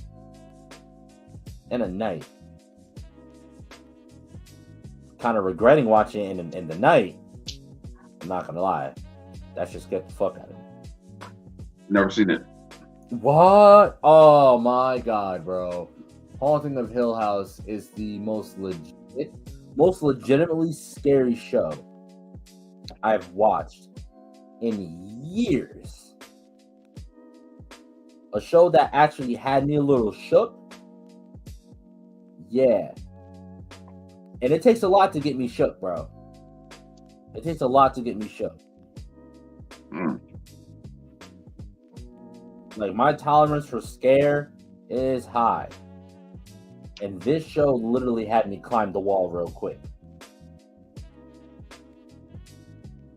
Like, yeah, like after the scene, I had to pause it, go take a piss, and give me something to eat and drink, because that shit shook me. I was like, oh yeah, hold on, pause, okay, I gotta go. And it's just the story that it tells is trippy as fuck, and you need to pay attention to everything, because not everything is as it seems. So I've heard. And this show truly proves it, to the point like I had to go back and rewatch. I've rewatched the show 3 times, and each time I've noticed something new that I didn't catch last time. That's why I was with Game of Thrones. Yeah, I mean, that's a long ass show to rewatch. But like, and even then, like, bro, even after I watched it the first time, I had run across an article that had pointed some things out to me, and just the fact of it pointing it out to me shook me a little bit. So even after I watched the show, learning that there was other shit going on in these certain scenes that I was watching had me shook after that, like an aftershock. It is such a good show. The writing is phenomenal. You will love it because it has old boy from Leverage in it. The main dude from Leverage. Timothy Hutton? Yep. Really? Yep. I'm gonna have to sit through it. Yeah, it's definitely something. It's definitely something, and there's a whole collection of them. So they're doing a little collection of everything, kind of like that connects together. Because they did a second show called Haunting of Bly Manor. It is not connected to the show, but it's by the same exact writer, and it has the same actress in it who plays the main character, and that is not. It's not nearly as scary. And I'm not talking like jump scare scary. Like Haunted Hill House, it has its jump scares, but like it's not jump scare. It's not chock full of jump scare. Like there's like, what's the opposite of a jump scare? Opposite of a jump scare would be like a subtle scare. Like it's not but you're sitting there watching the scene and you'll see something and be like, oh, the fuck was that? Oh, Yeah. Yeah. Like an uncomfortable scare. Yeah, very. It makes you really uncomfortable and uneasy. Like, it got you looking at the corner of your eye. Like, the fuck? Did I just see that? What is that? And then Bly Manor is more. It's more of the story that is expertly written. And the plot twists are nuts. Both these shows have some nutty ass plot twists that have you be like, oh shit, that's what it was the whole time? Yes. Yep. Yeah. I absolutely 100% recommend both shows to anyone who's interested in the supernatural. 100%. Okay. And I'm waiting on them to drop a third kind of show like that, because on Netflix it's called The Haunting Collection on Netflix. So there's definitely going to be another one. But it's definitely worth it. You know, it's definitely worth the watch. There's only like 10 episodes, maybe 12. You know, but again, that's one of the shows that, you know, I mentioned that the writers have learned how to tell a good story with only within a few episodes.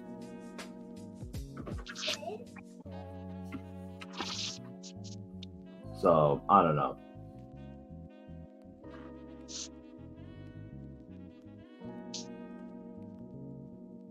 Okay. Yeah, I'll definitely have to check it out and give it a look. I'm not really into ghosts and spooky shit like that, but I'll watch it.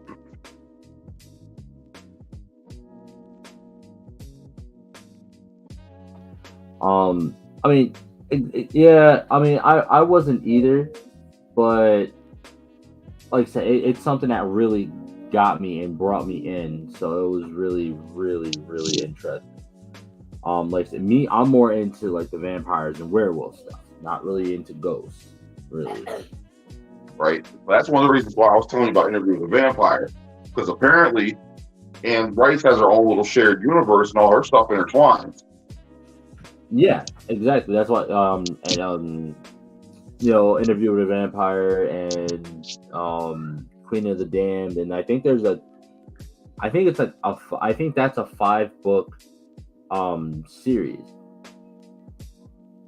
Yes, because I know there's a book that's all about Lestat. There's another book that's all about a covenant of witches, and I believe there's a book about a pack of werewolves. Mm-hmm. Yep, and I think there's a book specifically about Marius as well, about Marius' start. So yeah, like it's, like I said, you know me, I'm always werewolf, vampires, ghosts. I don't fuck with ghosts. Not really. Me neither. Ghost Whisperers, I couldn't watch it because I mean, Ghost is one thing that will absolutely that will give me the heebie-jeebies real quick. Mm-hmm. Like, ghost stories. Get ready. Yeah, because I feel like something is scarier to me if I can't physically fight it. Well, it's one of those things. Also, like this is a great, nice house. Everything looks all lovely. Look at the chandeliers and the drapes. Get out. Too bad we can't stay. For real. For me, werewolves aren't scary, vampires aren't scary because I can square up with them. I may not survive, but at least I can square up with it. Oh, you're gonna carve yourself a steak as Dracula's coming through the door, nigga? That's what you're gonna do? Again, didn't say I'd survive, but at least I'd be able to physically hit it. I can't physically punch a ghost.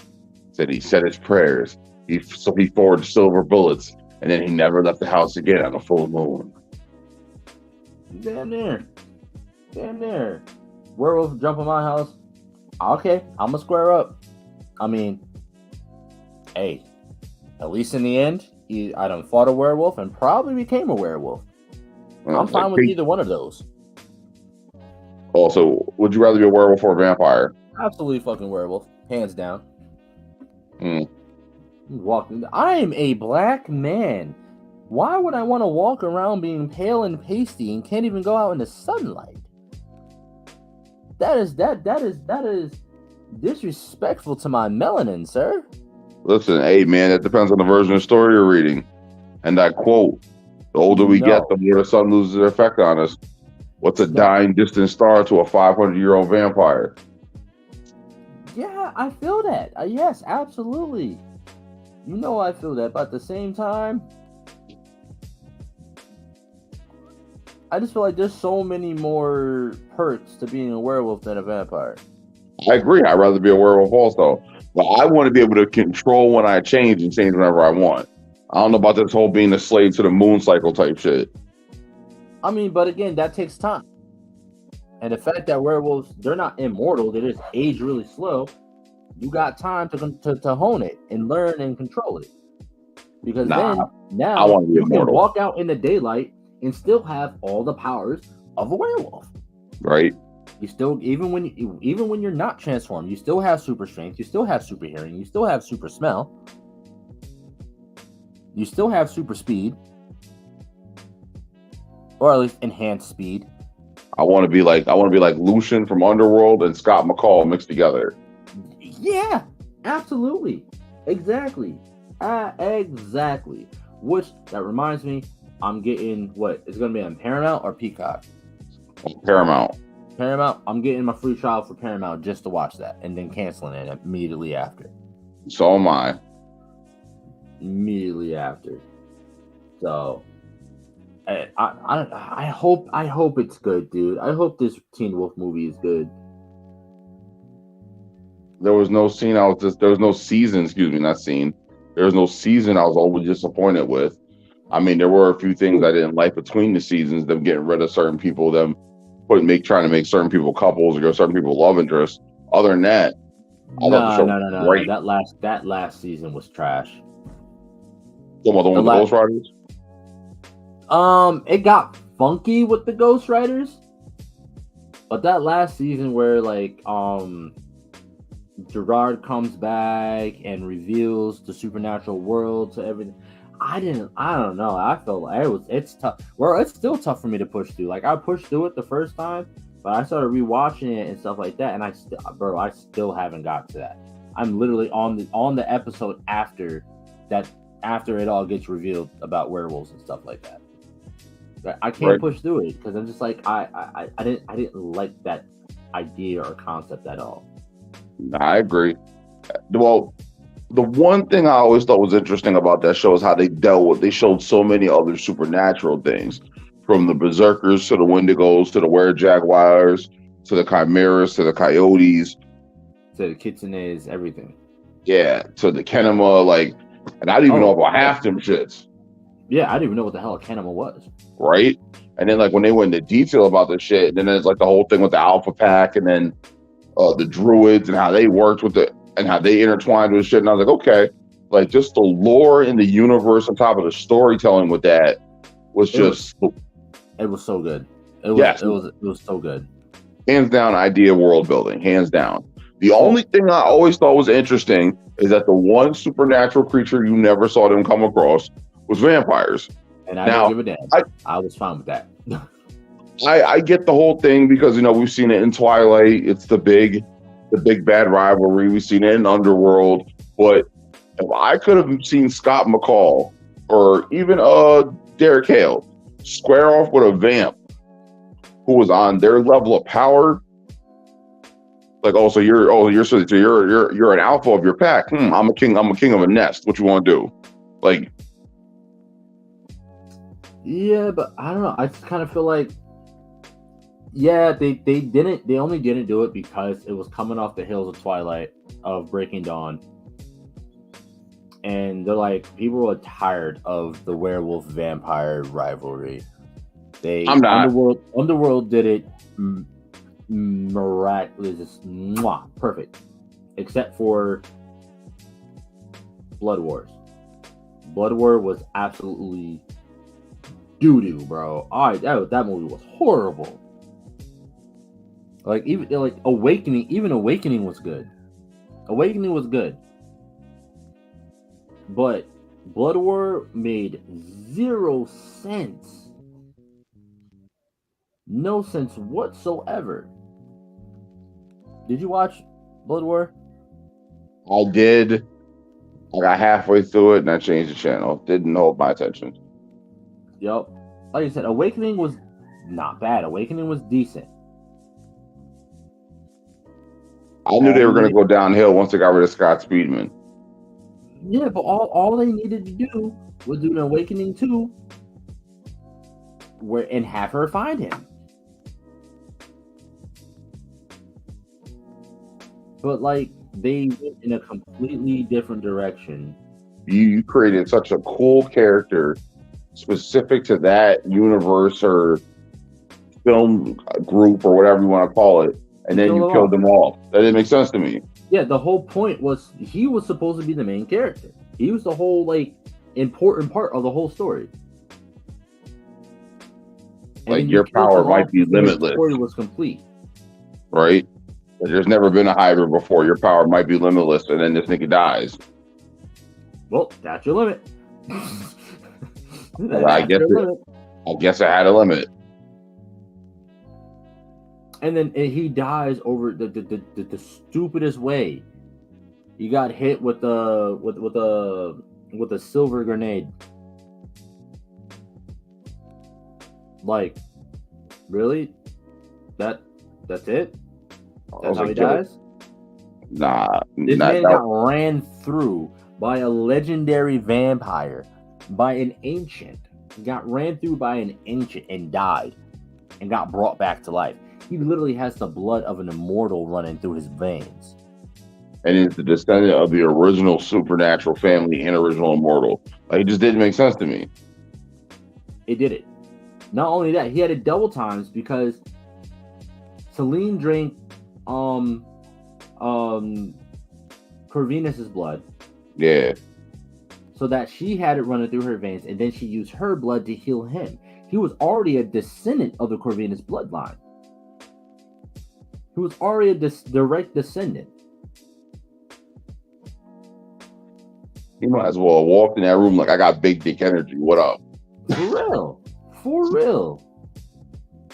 He took on the first werewolf and won.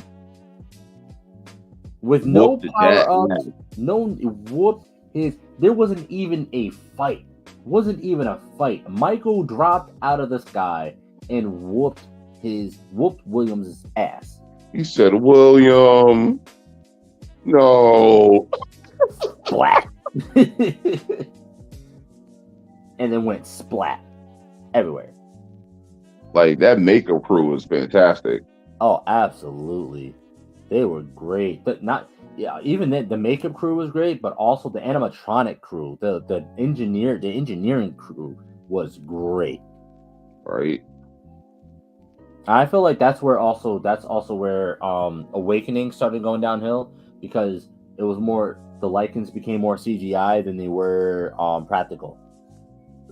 Yeah, yeah. Like the one And dude who was like the super, it super was like Lycan. fucking the Hulk. The Lycan Hulk. Bro, want to know who he reminded me of? Scrappy Doo from the first Scooby Doo movie. Oh my god.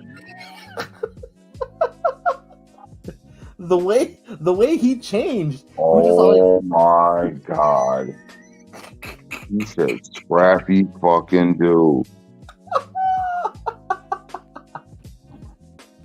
He reminded me of Scrappy Doo. I swear to God, when he would transform, he reminded me of like Scrappy's transformation in Spooky Island. You fucking stupid. I swear, bro. Oh my God, it had me dying. Like I love the actor though, because he's also previously played a werewolf in what is the show about the chick that's the succubus? It was on Sci-Fi. Lost Girl. Lost Girl. Yes, he played the werewolf in Lost Girl. Well, the werewolf detective in Lost Girl. So, like, so seeing him play a werewolf again, I was 100% down for it. 100% down for it. But no, I just feel like they absolutely destroyed that series. It was a great series. Like even the prequel was great. Even Rise of the Lycans was amazing. Listen, I was sold just off that speech he makes in the cell, where he was like, "I protected them, envied them, and for what? To get treated like an animal? Like we're not animals!" Like just like that whole rant he went on. I was like, okay, Exactly. That shit was so powerful. Like, wonder what I heard? We're not animals. We are Lycans. I heard black men when he said that. I don't know. I felt very connected as a black man to that. Because again, if you look at it, fucking slavery, dude. It's slavery. Yeah. So as a black man, I was highly connected with that.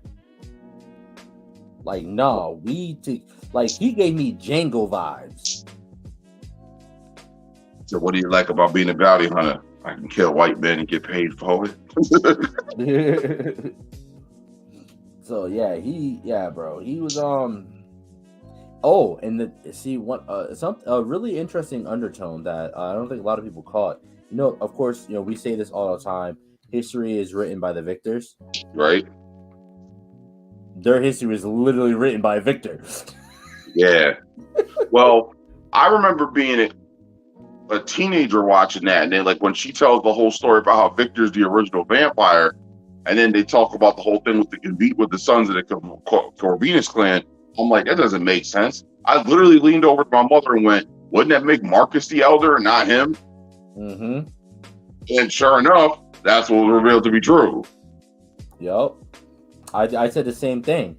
And I'm just tight that we didn't get to see Dracula. Why? So it could be a female? Like it wasn't a Van Helsing show? No, I'm good. Listen, Van Helsing was good. Van Helsing was a good movie. I'm not talking about the movie, I'm talking about the show that was on Sci-Fi. Oh God, that was that's a comedy. I'm not surprised. Yeah, its subgenre is comedy, horror comedy, and I've actually seen some scenes from it, and like, honestly, there was some scenes where I actually laughed. It was actually pretty funny. But yeah, bro, they got mad seasons, so it's got to be good. But no, like, yeah, because so hold on, correct me if I'm wrong. I'm probably wrong. There's 3 elders: Victor, Marcus, and the other spot that was sitting there. I want to say it was Amanda. Yeah, and that's what I'm thinking too. Because remember that whole thing when she got attacked by the Lycans, she was about to go to sleep, and they were about to wake up. It was supposed to be Marcus's turn to wake up. Yes.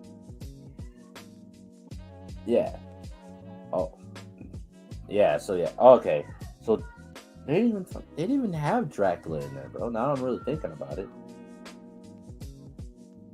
And so then, I don't know. It's just I would have liked to see them go against Dracula. I would have loved to see Dracula. Of course you would. Listen. Remember that we haven't seen a good Dracula in a long time. When was the last good Dracula piece of work that I watched was Netflix Dracula series, the BBC Dracula series. It was a mini series. It was a 3-part show, and it was fantastic. Fan-fucking-tastic. If you have not watched it, I suggest you watch it. Excuse me, it was Amelia. Amelia, yep, Amelia.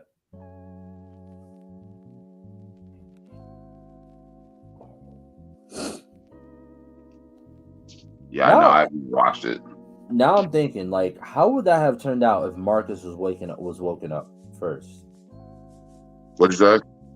I feel like it always has me curious. Like, how would the coven have been run if Marcus had woken up?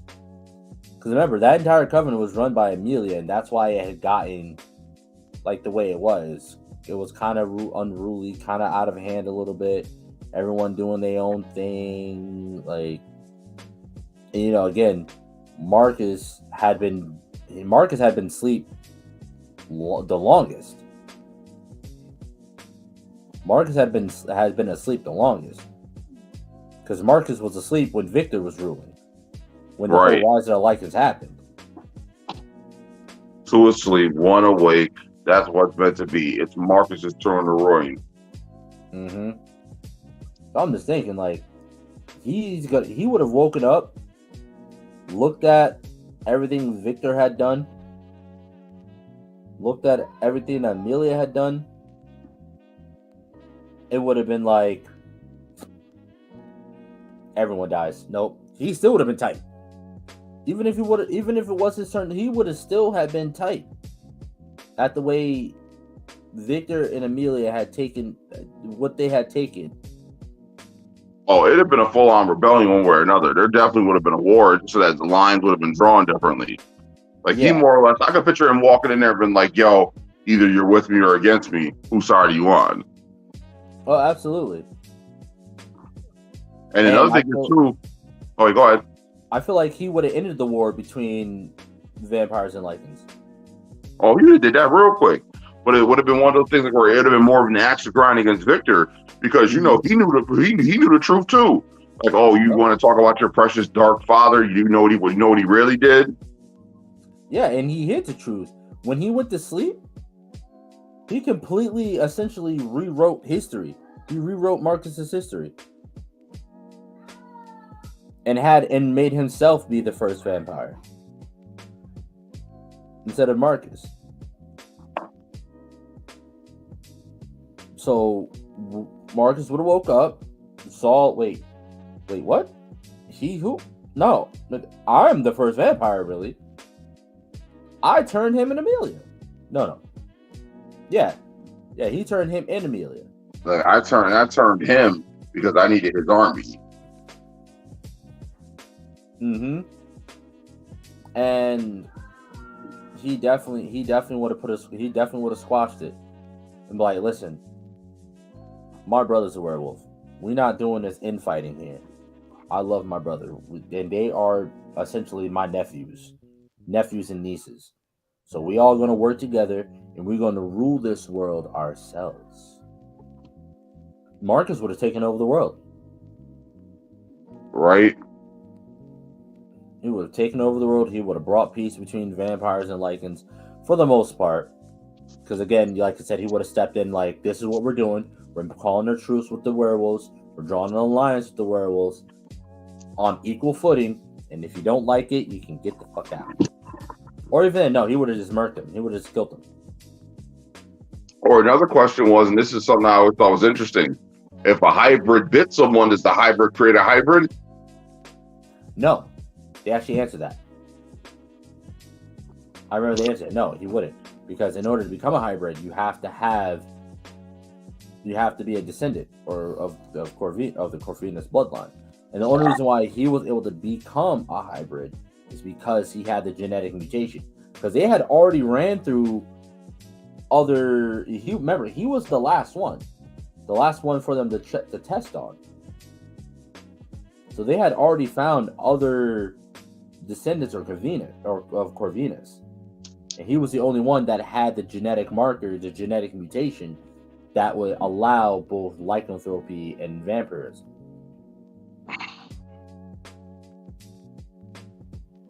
And so the only other way for there to be another hybrid is for him to procreate and have a child, which they did. And the only other way for that to even for hybrids to keep going is he would have to have. So he had a child with a vampire. Now he would have to have a child with the werewolf, and then those children, that brother and sister, essentially would have to have a child to keep the percentage of chance of that genetic marker staying alive. Because the more outside and stuff, the more diluted the bloodline gets. Right. So they'd have to keep it innocent. They'd have to Targaryen the shit. Yeah. They'd have to Targaryen it. That's the only way to keep the hybrid bloodline going. And that's wild, because that child's gonna be dummy strong. She's a werewolf, vampire, but also has the blood of the first immortal running through her veins. She's a day-walking hybrid. Oh yeah, because you saw their faces in Awakens, like, yo, she's out of sunlight. Mm-hmm. Yo, like, we got duped. We've been duped. It's a trap. It's a trap. But what was also wild, bro? She was able to bring people back to life with her blood. Because she brought old boy back to life. Yeah. Another thing that was never really explained, but all right. Yeah. Well, I think it's because if I remember correctly, it's because she caught him right before he died. And so the Corvinus blood essentially. What do you mean died? He's already partly dead. Listen, when it comes to talking about vampires and the undead, it's really difficult to talk about them dying without creating an oxymoron or a paradox. They're already dead, so how did they die? Listen, right. This isn't going to be an army of the dead moment.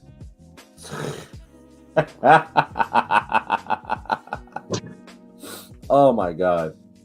Speaking of that, did you see that they're doing Bruce Campbell? He's doing another Evil Dead.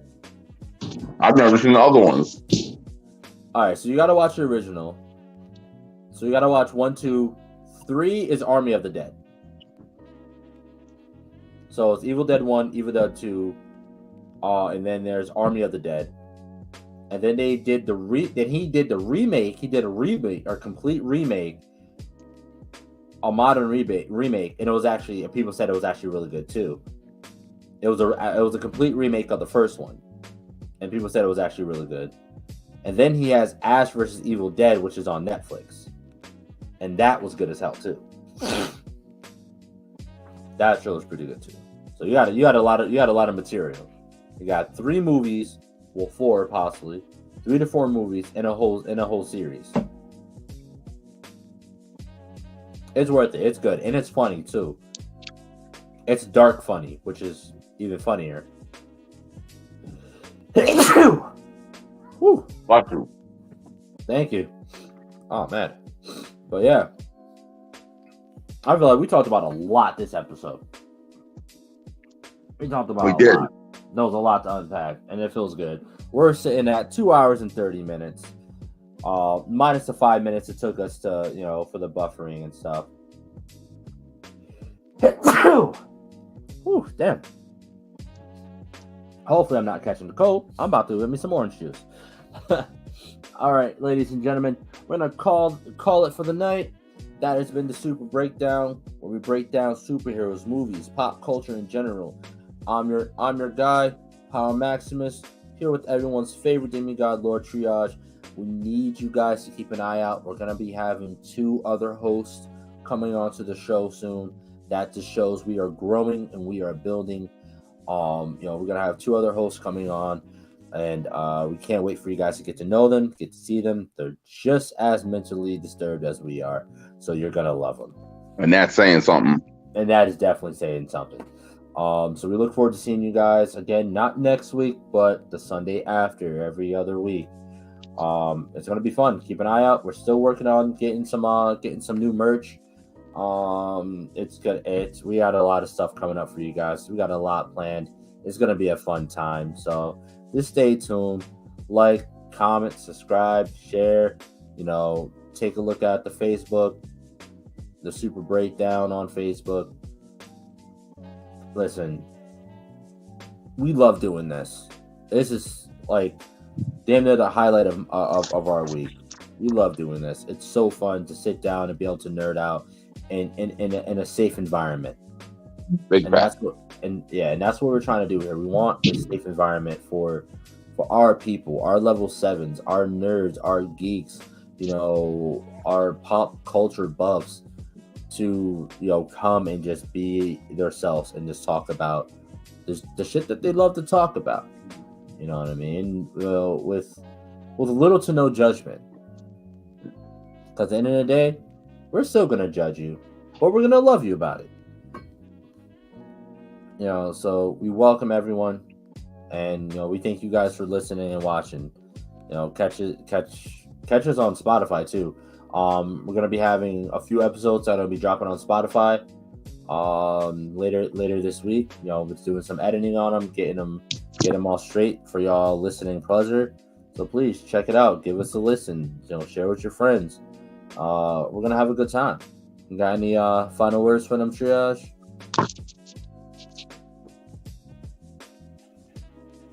Final words that I have is that remember that who you are is what you were meant to be, and always stay true to what it is that you're meant to do. Shit. Amen. Fucking amen. You are the truest you that there will ever be. And don't let anyone shame you for it.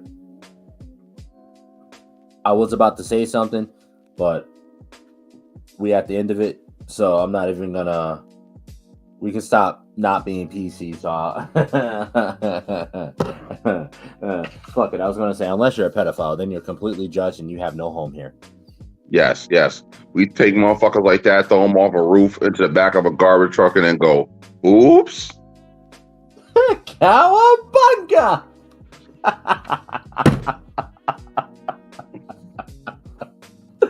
Oh, that was a good reference. That was good. Yeah, I wasn't expecting that one. That was good. But yeah. We love you guys. Seriously, thank you. Yeah, big facts. Much love. Oongala Calabunga.